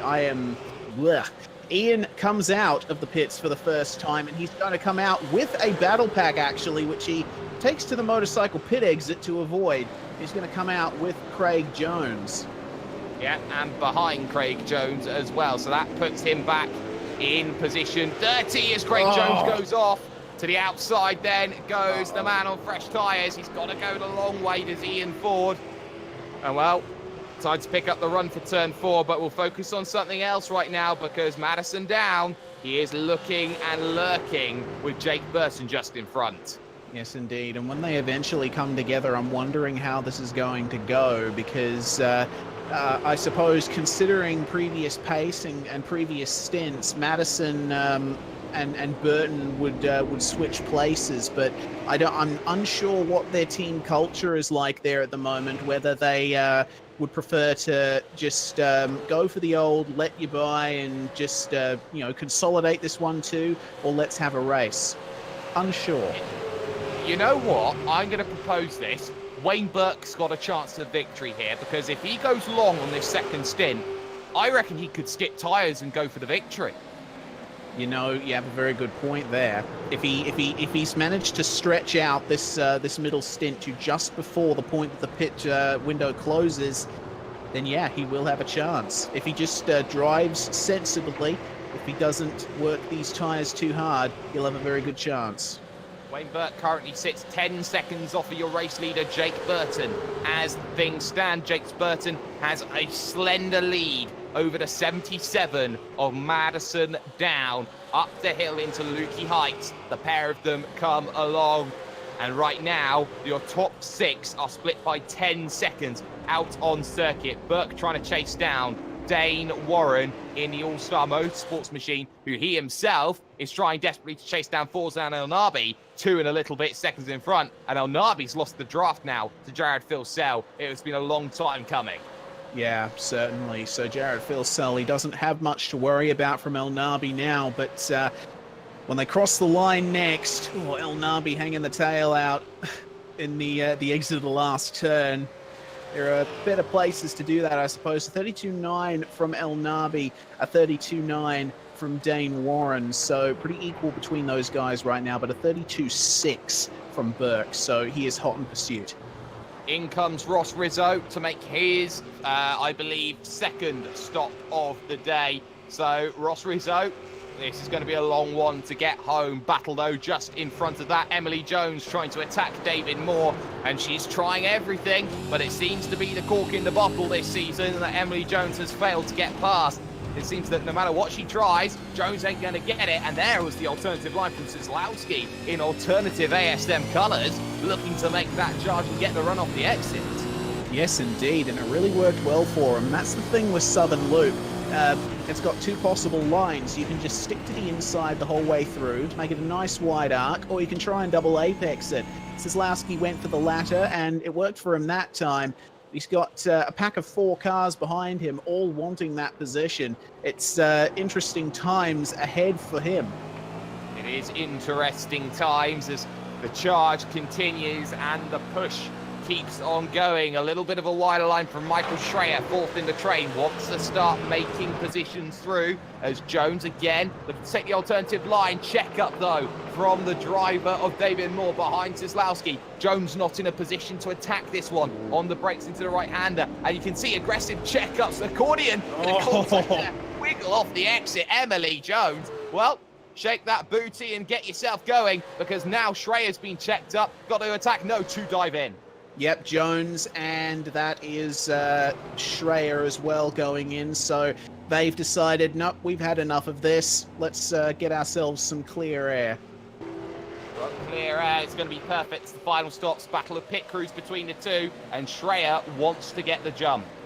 Yes, indeed. So let's have a look at the comparative pit stops from these two. Schreier comes to a stop as well. So joining them in the pits is Bruce Kiley as well. Yeah, that's going to be crucial. So we'll see where the pair of them come out. Emily Jones should be the first to jump off of her box. Oh, Schreier got it. Oh, easy. Easy. And that could be an underfuel as well from Michael Schreier. Yes, indeed. Well, he has well and truly gotten the jump there on Emily Jones, and what a jump. He was basically on her bumper coming into the pits, and now, God, he's in excess of, what would I say, 2-3 seconds ahead? I'd say 4. I think that was very comfortable there. 3.6, so close to 4. Battle though between your leaders, Burton and Down. I think has used a lot of the tyres to get to Jake Burton. Burton's managed them very, very well because those gaps are 3/4 tenths of a second. They're closing down. It's now just a tenth of a second at a time. 32.7 from Madison Down. Meet that with a 32.8 from Jake Burton. That's another tenth. It's down to 6/10 of a second. It is agonizing right now for Madison Down. It's like pulling teeth out of Jake Burton's mouth. Yeah, and of course, he'd probably have to get by his helmet first to do that, so that just makes it even more difficult. Burton, a little bit of a wiggle on the exit of Southern Loop, and Madison just creeping up behind his mirrors. Pretty soon, Burton's mirrors are going to be filled with yellow and red. Yeah, they certainly will, and someone else who's going to have mirrors filled with colours is going to be Dane Warren, because Wayne Burke, 32.5 that last time by, took 4 tenths out of Dane Warren, has brought that gap down to the leaders to 10.1 seconds. Wayne Burke is finding some second wind in the tyres, and now Dane Warren's got to be worried here for position number 5. Yes, he is. And how has been Wayne Burke's pace in this last stint? Just since he's come out of the pits, it has been non-stop 1 minute 32s. Fantastic stuff from him after coming out of the pits. And I'm starting to get impatient. I want it to be close to the pit window ending now, just so we can see what Wayne Burke is going to do at the end of this race. Half feint from Madison Down to try and go onto pit road, doesn't get that one working. So Jake Burton has to be concerned, has to be worried. There were 2 contrasting lines at MG. They crossed the line. It was 6/10 of a second. It comes down. It's now 4.5 because it was a 32.8 that time from Madison Down and a late 32.9 from Jake Burton, who is starting to struggle after pitting earlier to try and get the undercut. Down wants it back. But crucially enough, Jared Philsell on his own, position number 3. The only thing he can be happy about is that it's only Madison Down he's losing points to. Nobody really else. Yeah, but Burton with a little bit of a mistake out of Southern Loop, just ran onto the grass. I think those tyres are starting to give up on him. Maybe the pressure is starting to get to him. I don't know, but they are right up next to each other now, these 2 Trans-Tasman Racing drivers. And they want to make some moves. They want to start thinking together. We're also seeing Glenn Postlethwaite trying to get past Ethan Warren. And then you've got the likes of Sislowski versus Moore as well that's going on. But let's focus on your leading pair for the moment. Madison Down versus Jake Burton here. And Burton, the man under pressure as things stand. Up Lukey Heights, looking to come back down at lap 34 of 57 when they cross the line. 23 laps to go at Phillip Island and the 4.44 kilometre circuit, 12 turns. And you feel at the moment Jake Burton is a man under pressure, and Down is biding his time and playing the mind games, the tactical nuances that we know he's capable of. Yes, indeed. You know, Jake Burton, a very quick guy in his own right, but Madison has been around for longer. You know, he's been around the block a few more times, and he certainly knows his way around these cars, around this circuit. So Burton's got to be wary of that. You know, if he wants to keep this lead, Jake just needs to keep it on the track. And, you know, I'm noticing that, especially out of the second last turn, both of those guys are going for that narrow exit. They are trying their best to preserve those rears. They certainly are on the brakes into turn number 4 of Honda, and a wider line being taken then by Madison Down, who looks more accomplished on the brakes. Run to Siberia, turn number 6. Nothing going at the moment. Dive for Wayne Burke, though, down the inside of Dane Warren, looking for position number 5 just behind. Contact between the pair of them as they now look to make the charge to Siberia. Burke on the outside with the fresher tyres. Dane Warren on the inside, maybe looking a little bit limp, and this is where the run's going to come along now for Wayne Burke, but he's got to go side by side at the haystacks. He's going to try and get through the hay shed, and now side by side it stays. Warren's going to hold on to it, surely. Oh yeah, and Burke, he I wonder if he was close to getting a slowdown penalty there, almost going completely off the track. Side by side through hay shed, it never works in cars like this, so you got to be really wary of that. Yep, there we go. We don't get the battle. We get Burton stopping first, and he's so aggressive on the lane. I think he sped. I'm not too sure about that, but Jake Burton was so greedy coming down to lane. He was sliding. The tyres were giving up on him. If he is sped on pit road, 15 seconds, Jared Filsell will join alongside as well. This is bold, and Jared Filsell is doing this because he's got no other alternative. That's exactly right. And Wayne Burke, oh, goodness me. He's really pressuring the back of Dane Warren now. Warren sticking to the inside there, coming into turn 2, and Burke taking that wide entry, not quite working for him so far. So Burke has well and truly flown past Filsell and Burton for now.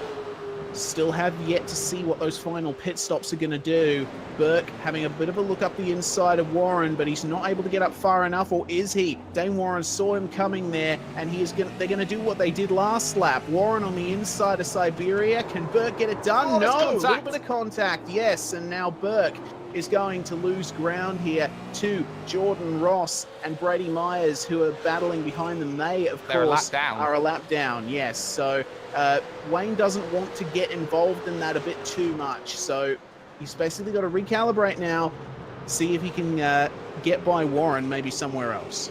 Well, in Wayne's world, he'll be saying, Dane, what are you doing? I'm the quicker driver. Let me through. You're holding up your own race, not only mine as well. So Dane Warren right now seems to be good. Forzan El Nabi, though, dives down to lane, as does race leader Madison Down. 1 lap then only for the undercut. And the question is, where is Filsell and Burton in comparison? There's Jake Burton as he heads himself then up through Lukey Heights. Jared Filsell's just behind, so there was no speeding penalty for Jake Burton. He just about managed to slow it down, and Burton has the gap. The question becomes now for Madison Down, A, can he get going? And B, can he get going up to speed again? Dane Warren will stay out on circuit. Wayne Burke will dive down onto the lane. So he's decided, I'm stuck behind Wayne Burke. Got to get going. Out and away then goes Madison Down. Where is Jake Burton in all of this? Screaming down the front stretch as things stands, but Madison Down's coming up to pace. I think he's got enough, though. Madison Down does have enough. He has the race lead. Yep, there we go, and that's that. Very interesting circumstances there. I think, Madison, I'd be interested to know how aggressive he was on the pit entry, because maybe that messed Burton up a little bit, his hyper-aggressive pit entry. Probably cost him just a little bit of time, maybe frazzled him a little bit, you know? You don't want anything to go wrong down the pits as Shreya and Jones are battling. This is Shreya and Craig Jones battling through turn 1, and Shreya going for that interesting line through turn 2. Of course, he doesn't have much else to go to as Craig Jones is taking up the track ahead of him, but will Shreya throw it up the inside here? He's having a look. Is Jones going to turn in? Yes, he is. And Shreya has to sit behind him for at least another corner. Shreya was so early on the brakes as now Ethan Grigalt dives down the inside of Thomas McMillan. Goodbye and good night, dear sir. No chance of you having a little scrap with me as Ethan Grigalt makes the position. There's another battle, though, that needs more attention here.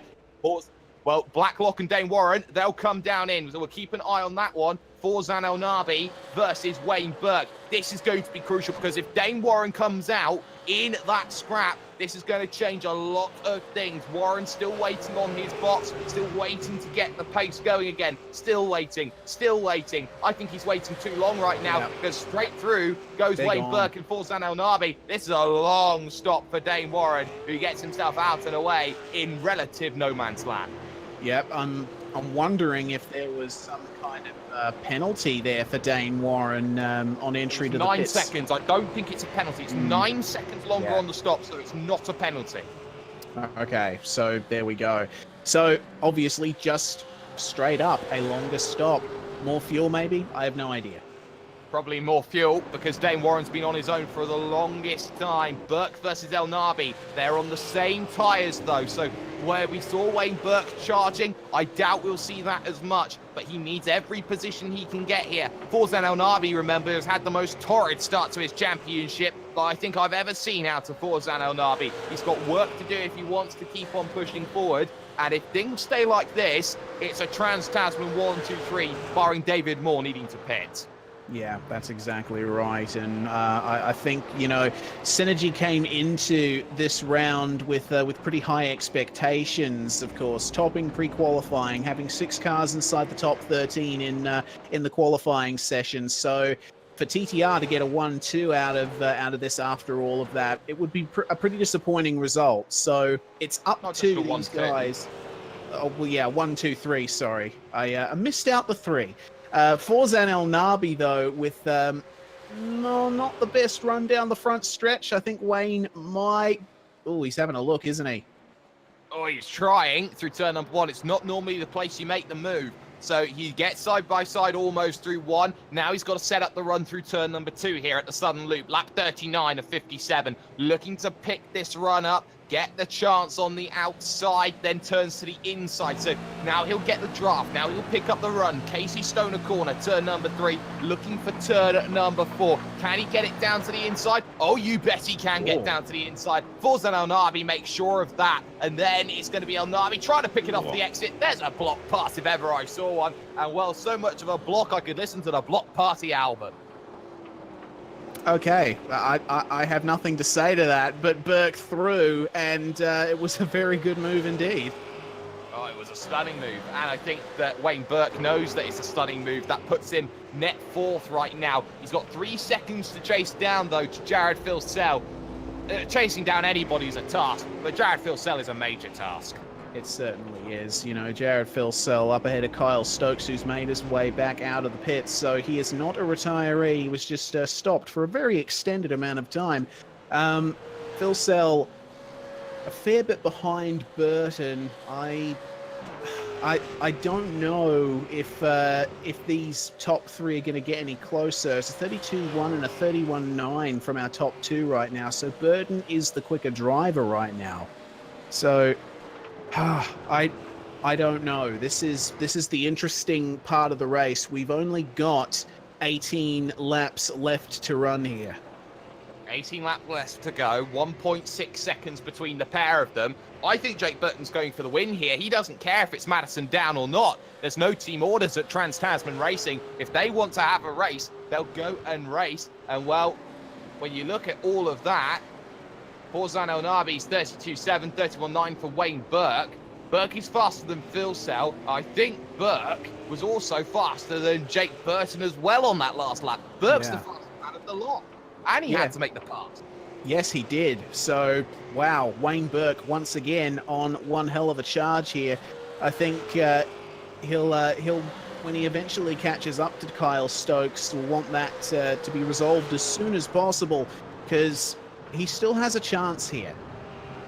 He does, but he needs vehicles to come together. It's 8 seconds, and he was only 0.06 of a second faster than Jake Burton on the last lap. So he needs Burton and Down, the 2 teammates, to come together and maybe even allow Jared Filsell into the scrap as well. So there's a lot of work that needs to go on in the final stages of this event. Scott Kozlowski, though, he's still under pressure. This is Glenn Postlethwaite, who's had a penalty, currently battling this one out for position 14 on circuit. And Kozlowski, well, I have to say this is a very underrated drive from Scott Kozlowski. Big defensive line taken into MG, and he's heavy over the curb as well. Yeah, he is, and it seemed like he was barely in control of that car. But you see, he's taken that really tight line out of the second last corner, similar to what Down and Burton were doing earlier on, all about preserving those rear tires. So it's working out well for him. Ended up getting a little bit more of a gap there over Postlethwaite, but yeah, as you said, underrated drive from Kozlowski. He is up to 13th position after starting in 20th. Really good drive from him here. Yep, it is a very, very astute drive as Ross Rizzo and Riley Blythe. I believe Riley Blythe has made his way through on Ross Rizzo in that last lap. So Rizzo moving backwards as we expect. Kai Sloggett is on pit road as things stand in the lap of 14 and number 408. Yes, indeed. And oh, goodness me, I'm sorry to draw your attention away from that. Postlethwaite v. Kozlowski is going off once again. I saw Postlethwaite changing lines in the braking zone. So he's really looking aggressive at this point. And he's got to be careful because he's already been reprimanded for a penalty today after making a rash move on the driver of Ian Ford. I think that Glenn Postlethwaite now is going to be very much in a Schrodinger situation. Yes, he's got to attack, but he can't afford to be aggressive here because the stewards will penalise him. Yeah, that's exactly right. And it is a difficult position to be in because it's simple enough to think, just send it. That's the hashtag that's going around at the moment, but it's not that simple. You need to be measured with what you do in a championship like this. And I think Posy is he's always thinking about it, always thinking, like in the back of his mind, he's thinking, no, I need to be more careful at this point.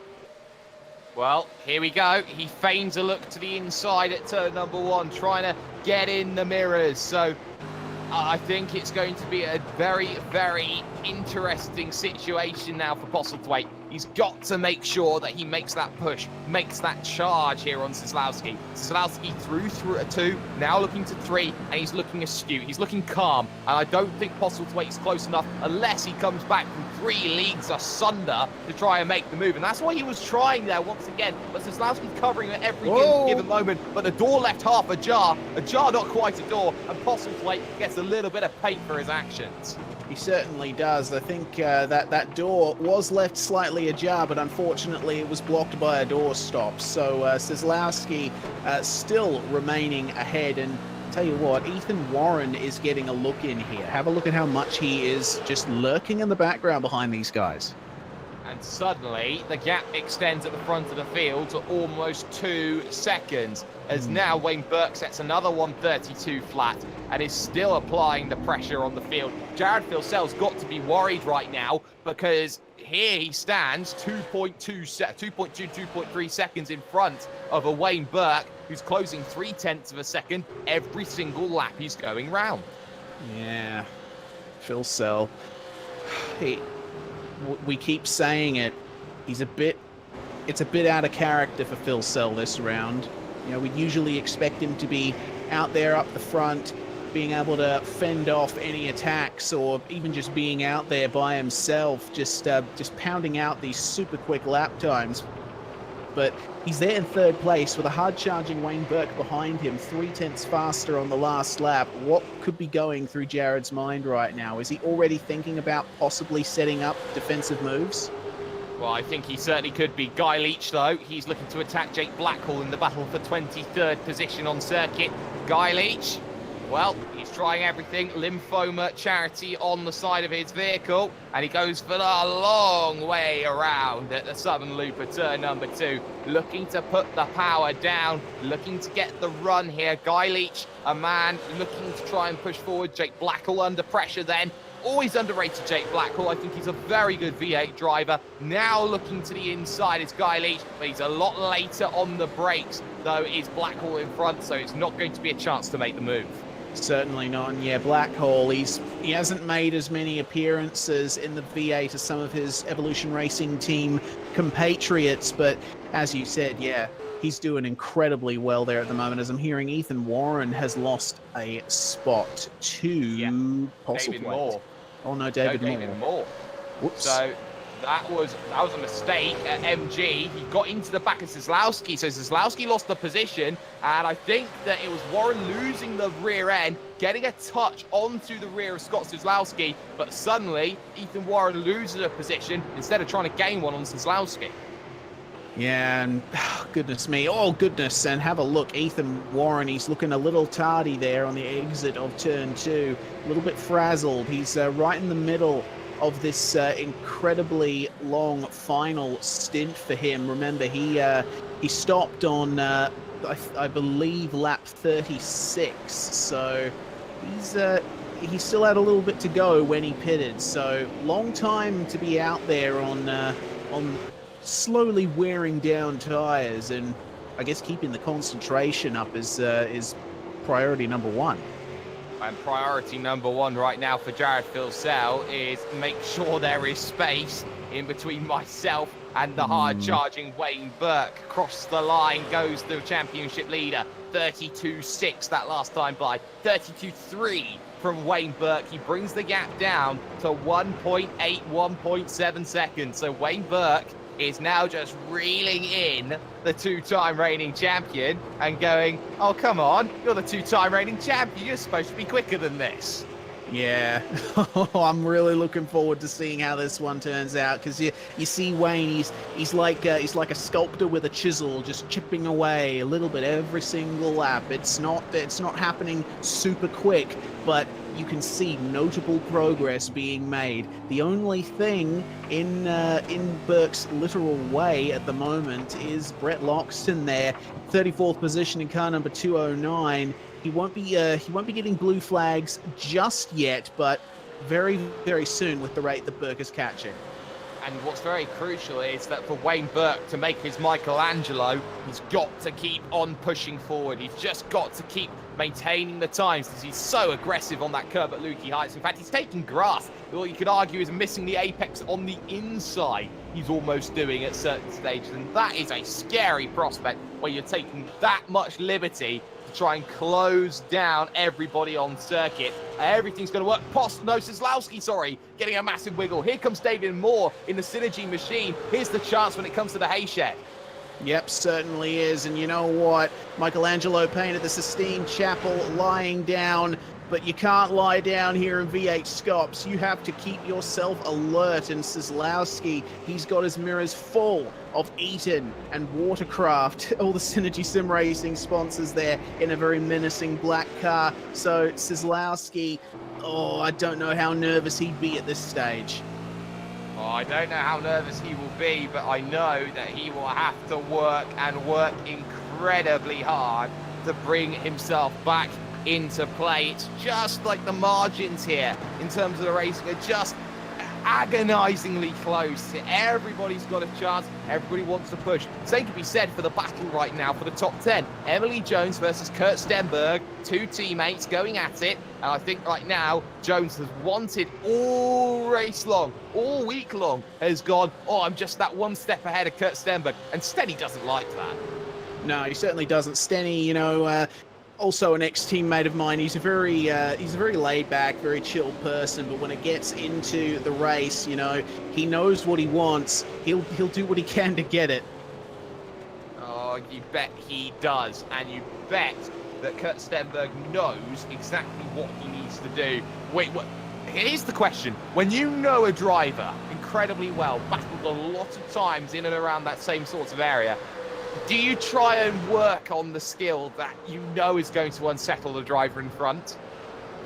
I think so. I mean, like that would be the first thing that gets onto your mind, you know. If you're racing around someone who, you know, you're very familiar with, you go for the tactics that you know they aren't familiar with. And that's going to be crucial. 11 laps to go at Phillip Island, just 48 kilometers remaining in the event.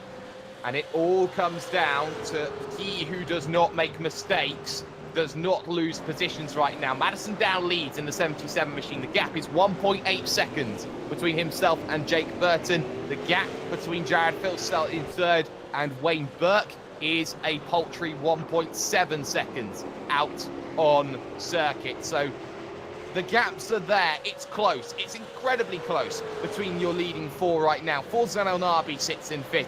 Dane Warren on his own in 6th position, and Ethan Grigalt on his own in 7th as well. Here comes Kurt Stenberg, though. This one for the top 10.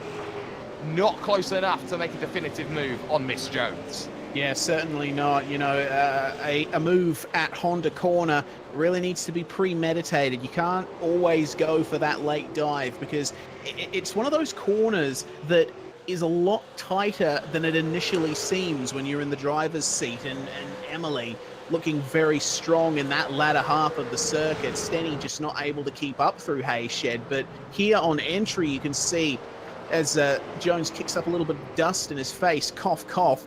It's looking very interesting between these two drivers. You know, they are teammates, yes, but at Trans-Tasman Racing, that doesn't necessarily mean a thing. No, it means nothing at all. You are free to battle as long as you don't take each other out. That much is the moniker and the motto that they run by. Kai Sloggett lets through Wayne Burke then. Burke setting a 32.5, takes another 0.2 of a second out of Jared Philsell. Gap down, 1.4 seconds between them. Jake Burton takes some time out of Madison down, takes a 1/10.5, comes down 1.7. The gaps are closing here. Madison down is not safe and is being forced to run a pace that I don't think he likes. Yeah, certainly not. I mean, if you're in the lead, the optimal situation for you as a driver is to just be relaxed. Make sure that you're not completely off kilter with your driving. But Madison, you know, he knows what Jake is doing here. I'm sure he's being fed the numbers. He knows that Jake is running faster lap times than him, not by much, but just enough every single lap. And you know, he needs to respond to that, but as you said, I don't know if he's got the capacity for it, as he sets a 32.795, Burton a 32.649. So another little inch taken out of this gap between the two teammates. Another apple bite to get to the core, 1.5 seconds. It remains 1.4 between Burke and Phil Sell because Burke has closed down a little bit more. A 1:32.5, a late 32.5 against late 32.6. So that's another 1/10 of a second that gets locked off. The top four split right now by 7 seconds out on circuit. Any mistake could cost you a shot at the podium. And now it comes down to he who makes the move and makes it first. As contact, Jones and Stenberg come together. Jones holds on to it though. Stenberg so lucky that Jones did not spin full 180. Oh, goodness me. That is very close between those two. You know, going into turn one, a little bit of a tap can always unsettle you massively. The cars are loaded so highly there. But, you know, credit to Stenny, he backed out of the move there and let Jones recover, which is really good.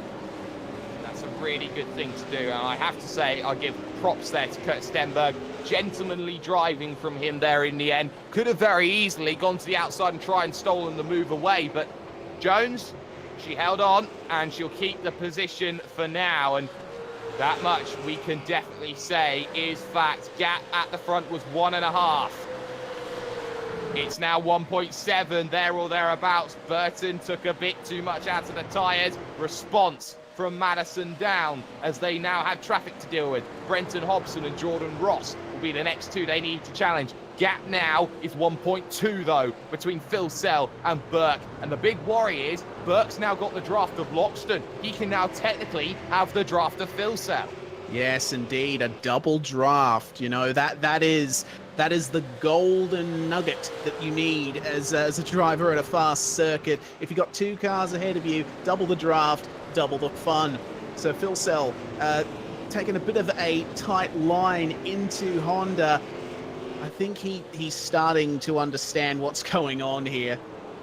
I think he's starting to understand as well, and I think a lot of drivers now need to understand this is pressure. This is pure racing. It's not the racing side by side that most people see. What this is pure I've got to go quicker than you. No, I've got to go quicker than you. The moment someone cracks under the pressure, you know that you have won that game, as Jake Burton sees that Madison Down has the battle between Hobson and Ross just in front. And right now, Jordan Ross under pressure. This one for position, so they are allowed to fight for this one. Jordan Ross is under pressure. Here comes Brenton Hobson looking for the inside into turn number 1. And right now, I think this is going to be plain and sailing. And you know what? Get the regatta out, because that was just as comfortable. As you'll see it, gap comes down though to 1.6, and it's a little bit of a hold for Madison Down as Jordan Ross gets out of the way through turn number 2. The Warrior is there. The gap between Burke and Philsell is under a second. Oh, here we go. This is fantastic. And you know what? Oh, this is the battle that we've been waiting for half of the race to see. Brett Loxton obviously caught in the middle of all of this. It'll be up to him to get out of the way when Burke gets up to the back of him for sure. But, oh man, I am loving this right now. Philsell at 1:32.922 on the last lap, a 32.693 from Wayne Burke. Another 3/10 out. That's been the name of the game for Burke in comparison to Philsell, hasn't it? It certainly has. Jordan Ross gets out of the way of Jake Burton. The next question, will Brenton Hobson, and I think this is a slower lap for Jake Burton. I think he struggled here because the draft has been there for the driver of Madison Down. It's not been there for Jake Burton rounding through the right-hander. I expect 2/10 to be locked off, maybe even 3/10 of a second if he's not too careful. And now what will be careful, Brett Loxton's got to get out of the way of Wayne Burke. Small slide from Brett Loxton in position number, I believe, 33, 3 laps down. He's got nothing to do with this at all. If he wants to stay out of it, he gets out of the way of Wayne Burke. And now could be the opportunity. Gap extends 1.8 seconds now for Jake Burton to try and close down. And it seems that time is of the essence. Loxton releases Wayne Burke. And now Burke has only 6 laps to create Michelangelo as he gets a big moment. Yeah, certainly. Goodness me, that was an incredible recovery there from Burke. You know, Philsell, oh goodness, Philsell's starting to show some cracks in his driving as well. He had a little bit of a slide off the exit of 2. There's dust being kicked up through Stoner Corner now that's getting onto the racing line. So the drivers are going to have to be wary of that. It'll be interesting to see what the gap is going to be at the end of this lap, because it did extend a little bit. What's it going to be like at the end of lap number 52? I wonder if Burton's tyres have given up. He came in 1 lap earlier than Madison Down. I think he's pushed too hard to keep Madison honest, and I think Madison Down is going to breathe a sigh of relief, because I think he's going to be safe. We'll turn our attention to the battle for the podium, because championship leader Jared Philsell is going to, and there's a spin for Dane Warren, and that's going to be massive for the 57. He's stuck on the outside. I think they may need to throw a safety car for that, because he is stopped out on circuit, and that should be, I don't think that's off the racing line properly. I don't think this could change everything when it comes to the racing action. Nobody knows. No caution has been thrown as of yet, but I think one should be. I really do think so, Reese. Yeah, I mean, that's not in a safe place. It straight up isn't. Well, he's got himself out into pit road, so it's staying green. I don't agree with that decision, but that should have been a safety car, in my opinion, there, Reese. I really think the stewards have got one wrong. Yeah, I agree too. Like, that should have been a safety car. I mean, you know, that it's the goal is for the series to be as realistic as possible. And, you know, I don't think that any tow truck would be able to get out there and get that car off the racing line like that in that situation, straight up. Well, it is what it is. So now there's going to be no outside help at this stage for Wayne Burke. And that would have meant it would have been a 2-lap shootout for the victory that Madison Down thought he's got all wrapped up in a nice, neat little bow. Wayne Burke, though, he's seen traffic in front. Jordan Ross out of the way of Jared Philsell. It's just a case of Burke's pushing, and he's got nothing left to give right now to the 2-time reigning champion and championship leader. Yeah, certainly. That's, goodness me, how would you be in Burke's position as Jordan Ross moves out of the way? Oh, man. from Burke's position here, you got to think, if that safety car had been called, he would have been right there with them. He would, and he would have been the aggressor looking to make some positions. That much we can tell is paramount. We've still got battles like Thomas Hinds trying to get past David Moore, Ethan Warren, and Scott Sislowski. That one pretty much nose to tail right now. When they cross the line, it's 4 to go. And Jake Burton right now, well, he's starting to really struggle here. The gap's down to 2.1. I think his tyres are completely gone. He's 0.8 of a second slower on the last lap. Yeah, they're probably down to the carcass level, those tyres. That is crazy, the pace drop-off that we're seeing from Burton right now. Oh, and he's running wide in turn 4. I don't know what's gone wrong. Well, I mean, we do know what's gone wrong. He's gone, his tyres are completely shot, but, oh man, he just pushed too hard, didn't he? Oh, he has, and he's paying the price late because it allows Phil Sell in, it allows Wayne Burke in, and what was looking for the longest time like position number 4 is now suddenly looking like position number 2 here for Jared Phil Sell, because it is clear that Jake Burton's got nothing left. Big wiggle as he comes over Lukey Heights down into MG. Cross the line, it's 3 laps to go. Jake Burton is under all sorts of pressure now. Yeah, he is, and if Phil Sell can get a second out of this, he will certainly be more than happy with that. So, I mean, it's in Phil Sell's best interest to try and take advantage of this. They've only got a few laps to go, though. Jake Burton, the pressure is really on to defend that second place.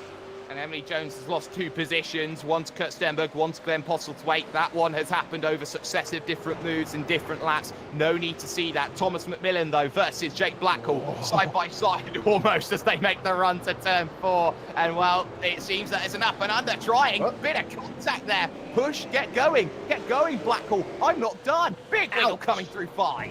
Oh, goodness me. That was quite interesting, as Blackhall is going to try and hold the outside here through Siberia on the marbles. He's managing to do it, but once again, side by side through Hayshed. They might be able to make it work. No, they won't. And that is McMillan. A little bit of contact there. He's going to have to yield at Lukey, or is he? Blackhall out on the marbles. There he goes. McMillan through, but will Blackhall be able to come back at MG? Oh, a little bit of a slide. He's not going to make it work. No, he's not going to make it work, but look at this. Here is Jared Phil Sell. He's caught the driver of Jake Burton with his trousers down by his ankles because he's pushed so hard to try and get to Madison Down, and he's just out of tyre life left to make it happen. Phil Sell now needs to be the aggressor, has to take the position. If he can't get first, he's got to race for second. And that is the big worry that everybody in this field has. Every rival, including Ethan Griggold, who's made a fantastic drive so far to get to 6th position.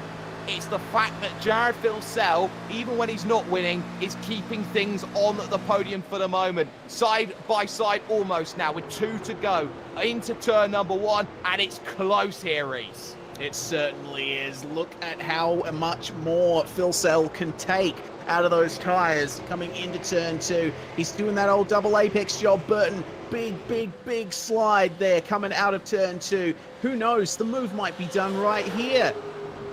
Well, here comes the shot. On the brakes they go, and Phil Sell goes to the high side. He looks to go around the outside then of Burton, but Burton holds it for now. Pick up the run off the exit, not happening. The more that they hold each other up, Wayne Burke could come in and give Synergy a podium. And Burton, he's clutching it, is he? Oh my goodness, Jake Burton could be struggling here with fuel. This is massive here for the final lap. If Burton's tried to go aggressive on the fuel save, this is going to be huge for everybody in this field. He's now desperately trying to save here. Not only is he trying to save the position, he's trying to save his entire race to go with it here. The white flag will come out for Madison Down this time by. Burton. 1 lap to go. Big wide line from Jake Burton through MG. Here comes the chance for Phil Sell on the outside. It will turn to the inside at turn number 12 because there's another wiggle for Jake Burton. And Phil Sell finally looking to make the masterpiece, but Burton's not going to give up. There's contact between the 2 teammates as they head themselves to the front.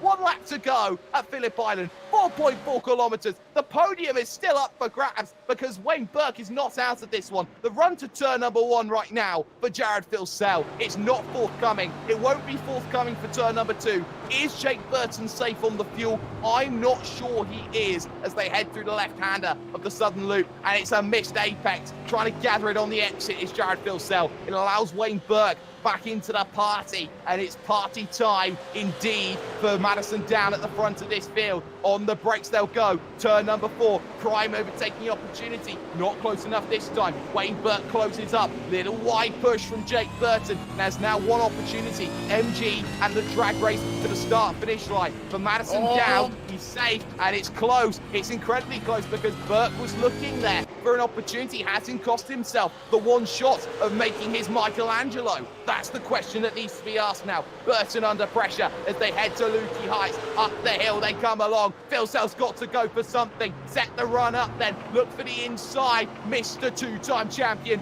Mr. Championship leader. Defensive line being taken. Nothing forthcoming just yet. But Madison Down will round the final corner. And Madison Down is the man to break Jared Filsell's streak as he will become the man who wins here at Phillip Island with a sensational drive. The battle for second is not over. Has Burton got enough to make it to the line? No, he doesn't. So there goes Filsell. Burke's not going to get it. That's third. Burton ran it out over the line. And Jared Filsell gets a gift from the gods. Jake Burton was just 300 meters short from getting second position. And you know what? The driving from Burton in those last 2 laps was pure desperation. He was trying to keep Filsell behind at all costs. I was looking at his defensive lines through the latter half of the lap. You could tell he was holding on by a thread. Unfortunately, his fuel tank was not there when he needed it most. Oh, and that's so disappointing. We've still got scraps. Hins versus Moore will drive to the line, and Hins is not close enough to get that one. We've got Ross Rizzo versus Stuart Vaughan. This one, I believe Ross Rizzo is for P17. And all of a sudden, in fact, that is going to be Stuart Vaughan struggling then as he loses 2 positions in the final lap. Oh, this has been a fantastic race, and it's still going because everyone's still scrapping for the line. That's exactly right. Ian Ford will be coming across the line here for 21st position. And it looks like the field is rather spread out behind them. So McMillan in 22nd with Jake Blackhall beating out Bruce Kiley there. And any other scraps going on? Looks like Brenton Hobson. No, that is not a battle. That is for Brett Loxton there, and they're both coming in. And it is the case. Oh my so let's God. get us. What a great race. Let's get classified results then up on your screen. And what a controversial finish to the race, because this one could have easily have gone to caution. This one easily could have gone to a 2-lap shootout. And if that caution could have happened, it could have changed everything. Madison Down wins this one. 5 seconds in the end, he takes it over Jared Filsell. But Burton will be livid that he didn't get the caution thanks to Dane Warren, because he runs out of fuel 300 meters short and gets position 3 only. Wayne Burke has a great drive to 4th, but ultimately was a little bit out of his depth for Synergy Sim Racing. Forzan Elnabi comes home 5th. A poor day at the office from Ethan Griggold in qualifying meant he could only manage position 6 in the race, a full half a minute behind your race leader. Sam Blackhawk finishes 7th with Michael Schreier in 8th. Kurt Stenberg gets 9th with Glenn Postlethwaite with a penalty finishing inside the top 10. Good job there from Postlethwaite. Emily Jones is going to come home in 11th place. So it worked out the opposite from what we were seeing throughout the race between Stenny and Jones. Scott Kozlowski finishes in 12th place and Ethan Warren in 13th. 14th place is going to go to David Moore, with 15th going to Thomas Hins. Riley Blythe in 16th. Ross Rizzo makes good on that climb up through top split after winning in Super Split 2. 17th position for him. Stuart Vaughan in 18th. Chris Robinson in 19th. And Tally Anstich is going to round out the top 20 in car number 777. For Ian Ford in the Holden in 21st position. He's playing blackjack with Thomas McMillan. 2 Little Ducks 248 in 22nd position. Jake Blackhall finishes 23rd with Bruce Kiley in 24th. Craig Jones and Christian Hinton make it 25th and 26th, with Guy Leach having an okay drive to 27th and Daniel Williams 28th. Then you talk about the drivers who are a lap down or more. Poor days then for both Brenton Hobson and Jordan Ross. Kai Sloggett going to also finish a lap down, with Brett Loxton 3 laps down. And then we move into our retirements for this race. Dane Warren, very controversial. Should the caution have been called?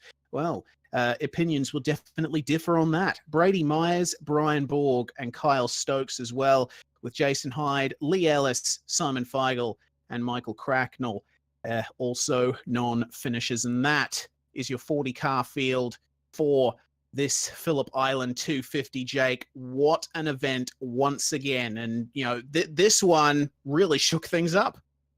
Oh, you bet it did. The momentum has changed. It all looks like it's going to be a little bit different. We're going to step aside, though, very briefly for one moment. When we come back, post-race coverage here on this, the Virtual Racing School V8's Online Premier Series, or the Supercar Premier Series, as I should properly say. We'll see you in just a few minutes' time.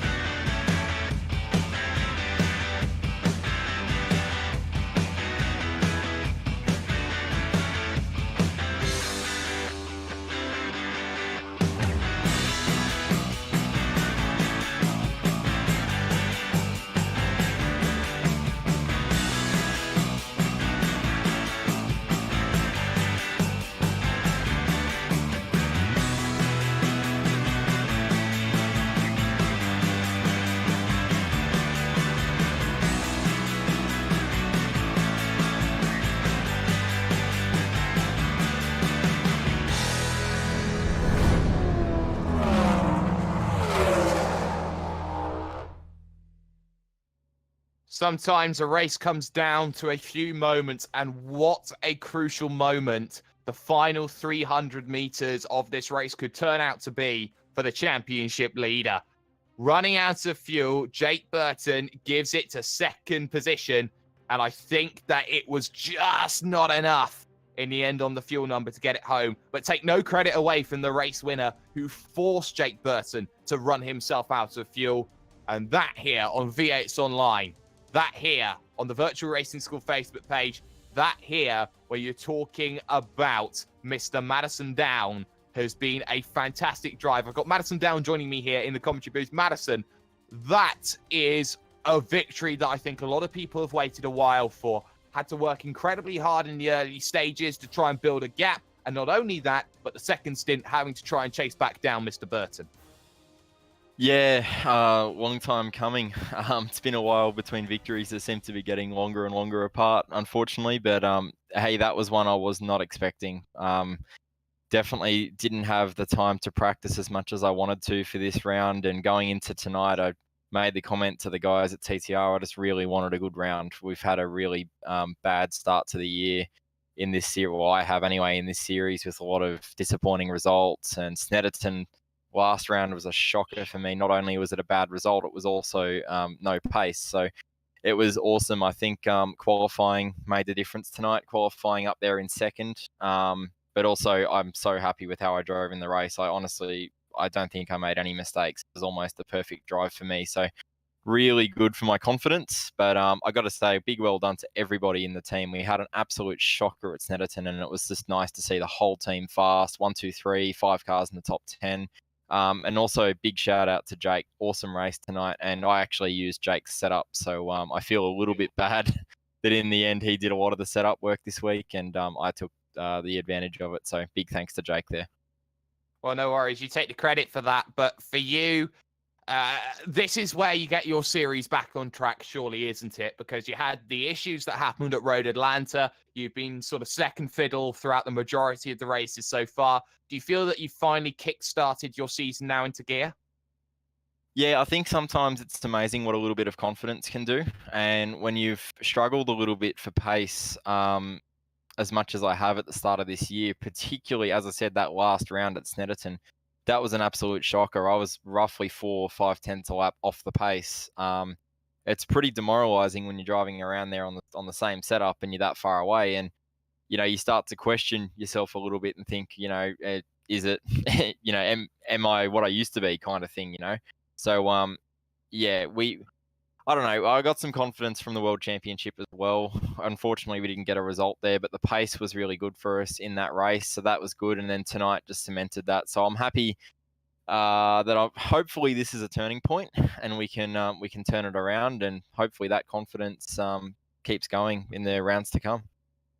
Well, the confidence will look to keep going, and well, the next step is in 2 weeks' time. Watkins Glen Cup layout, Draft Fest City, baby, and for that, you have to be expecting a scrap.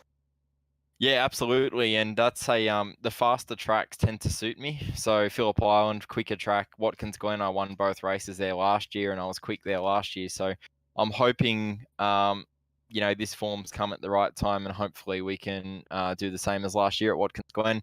I really love that place. I think the race there is going to be insane. We thought it was close in qualifying this week. I think in 2 weeks' time, it's going to be even closer, probably half a second covering the field. It wouldn't surprise me. So, super speedway of V8 racing that one. So can't wait for that.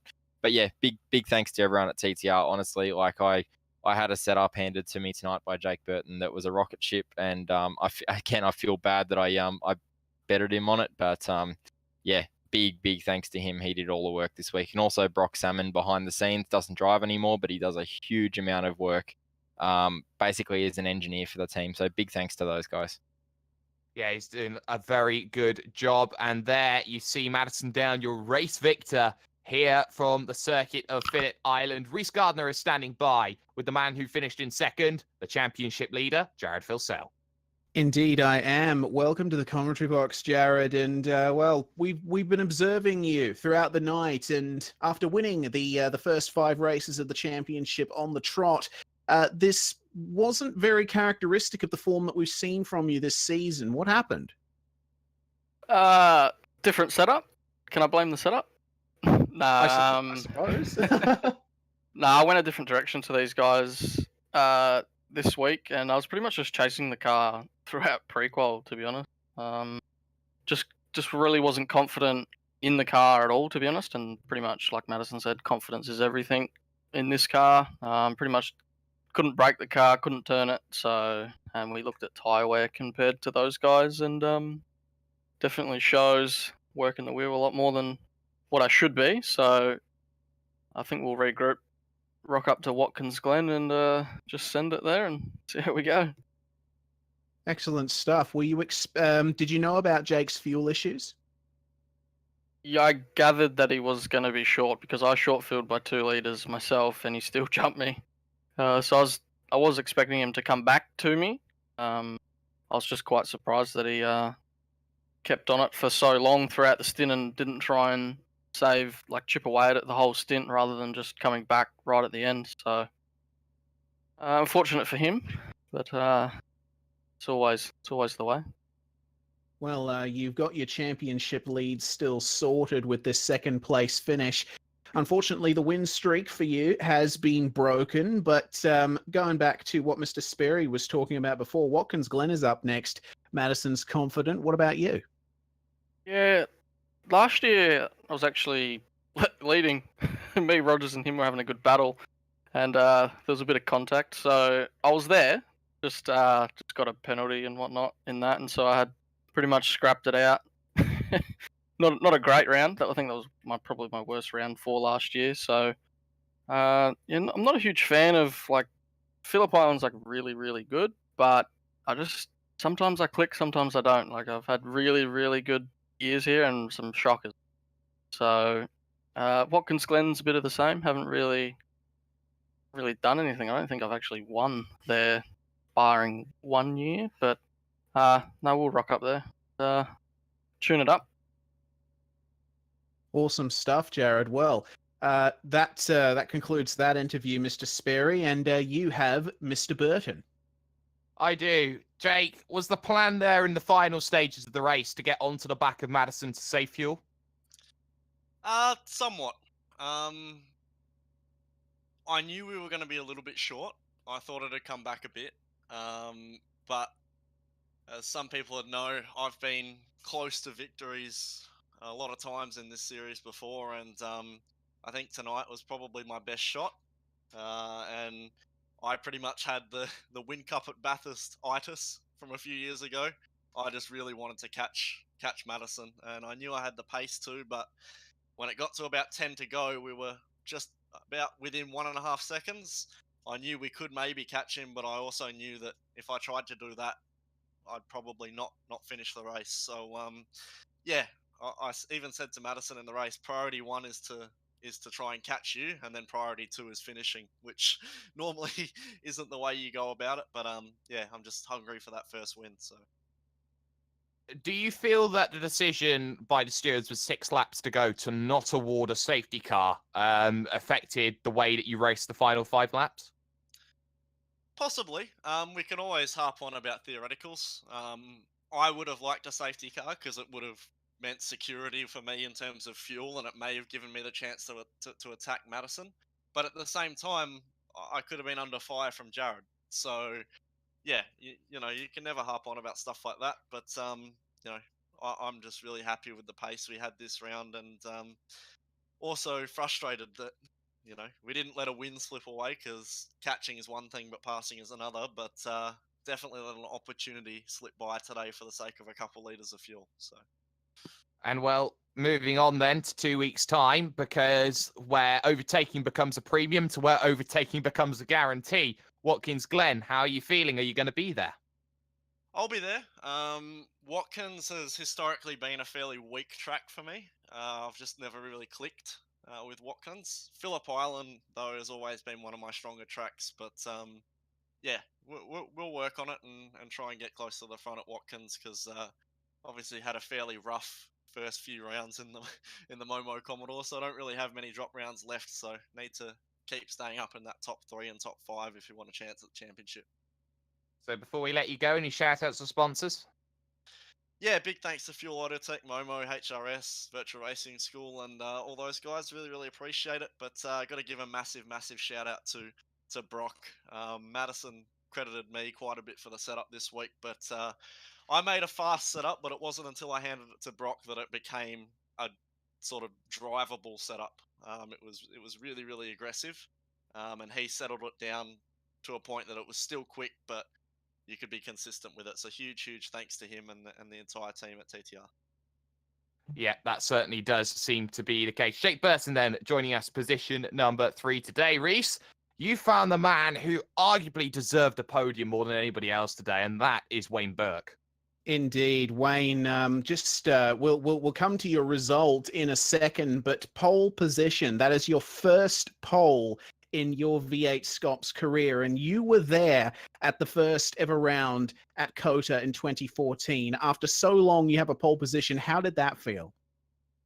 Yeah, it felt pretty good actually. I think I fist pumped when I finished the lap, or when I saw the standings. Yeah, I was actually a bit surprised, to be totally honest. I thought I might have, because I got a draft, but he was a little bit slower than I was, and I thought I might have got held up a little bit. But then, yeah, to get pole was just huge, and huge for Synergy Sim Racing to, I think it's our team's first pole. So yeah, it was pretty good. Brilliant stuff. Now, unfortunately, you did not finish on the podium, though I think a lot of viewers would agree that you did deserve to. You came so close as well, with Jake Burton running out of fuel, coming out of the last turn. But nonetheless, are you still happy with your performance today? Yes and no. Just a little bit frustrated just in the middle stint when I knew I was going to be in traffic because I stayed out longer. And the first couple of guys were really good. Like, they knew I was going to be on fresher tyres and like raced me hard but fair. And then I sort of got to one guy and he wanted to race me really hard, and I think it cost me probably the 4 or 5 seconds that would have put me near Madison. So yes and no to happy with the result. Well, looking forward to Watkins Glen. Synergy Sim Racing certainly have a history at Phillip Island, but Watkins Glen is a very similar track. Have you guys got a couple of aces up your sleeve for that? I don't know, not yet. We'll look at it next week. Come down from this high first, and then work on Watkins, and it should be hopefully it's fairly similar to Phillip Island, and we can roll out of the truck good on Thursday, and should we have a good weekend. Excellent stuff. Well, before we let you go, Wayne, is there anyone you would like to thank? I just can't thank the team enough, and all our sponsors, DGD Custom, and all the other guys. Yeah, it's a really good bunch of guys, and I think we had 2 in the top 10, which is really good. Brilliant stuff. Thank you very much for joining us, Wayne. Mr. Sperry, that is incredible. What a result for Synergy Sim Racing, and what a race as a whole in this field. Yeah, fantastic race from Wayne Burke. Very quickly, I'm going to get a word with Kurt Stenberg because, Kurt, a bit of contact towards the end with Emily Jones. Yeah, that's correct, yes. You don't always like contact between teammates. Sometimes that's the way it is. Well, yeah, I pitted quite a fair few laps later than Emily and chased her down pretty hard there at the end. We ran slightly different strategies in that second stop, and yeah, I had lots of pace. Just couldn't get past, and saw that she'd got loose out of Honda and just threw it down on the inside into Siberia there. Got it done, but yeah, made a bit of contact on the way past. Yep, certainly did. So for you, a top 10, very, very crucial points for you in terms of your push forward. Do you feel like when it comes to Watkins Glen in 2 weeks' time that you're going to have that ability to vault through the field because of your abilities to overtake? Yeah, Watkins Glen's actually one of my strongest tracks, so I'm very looking forward to getting there. Phillip Island's actually my weakest track on the schedule to become P9. It's very, very good looking into Watkins. I reckon I can push even further up the grid there. Well, we'll hope to see that from you. Kurt Stenberg joining us then from Trans-Tasman Racing. But, Reese, final thoughts then coming out of Phillip Island. I am absolutely blown away by the action. You know, you had drama of all kinds, and you've had stuff happen in this race that I think will be talked about for quite some time to come. I think some of the stuff that happened in this race, you know, Burton with his with its incredible pursuit of Madison, only to falter right at the line. And of course, the steward's decision to not bring out the yellow flag for Dane Warren, I think that's championship defining stuff. It's a big, big seismic shockwave that we see as we head in 2 weeks' time stateside to upstate New York, to Watkins Glen, and to an absolute beauty of a race it is sure to be. A big thanks, though, to the sponsors, to Cut Price Racing, to West End Mazda, to Oceanic Sim Racing, and of course, to the Virtual Racing School. This has been the Virtual Racing School V8 Supercars online premiere series. And I tell you what, that has been Reese Gardner, the Southpaw Racer. That has been Jay Kennedy. Pause for dramatic effect. Kennedy in the cameras and pretty much directing things out today. I am Corsum, hashtag Do You Mind Jake Sperry, the observer of sim racing. And what a seismic decision a caution would have done. A safety car could have changed everything. But it is what it is. The fuel runs out for Burton. It's a lifeline for Jared Filsell. But the madman, Madison Down, is back where arguably he deserves, in position number 1. Have a good one.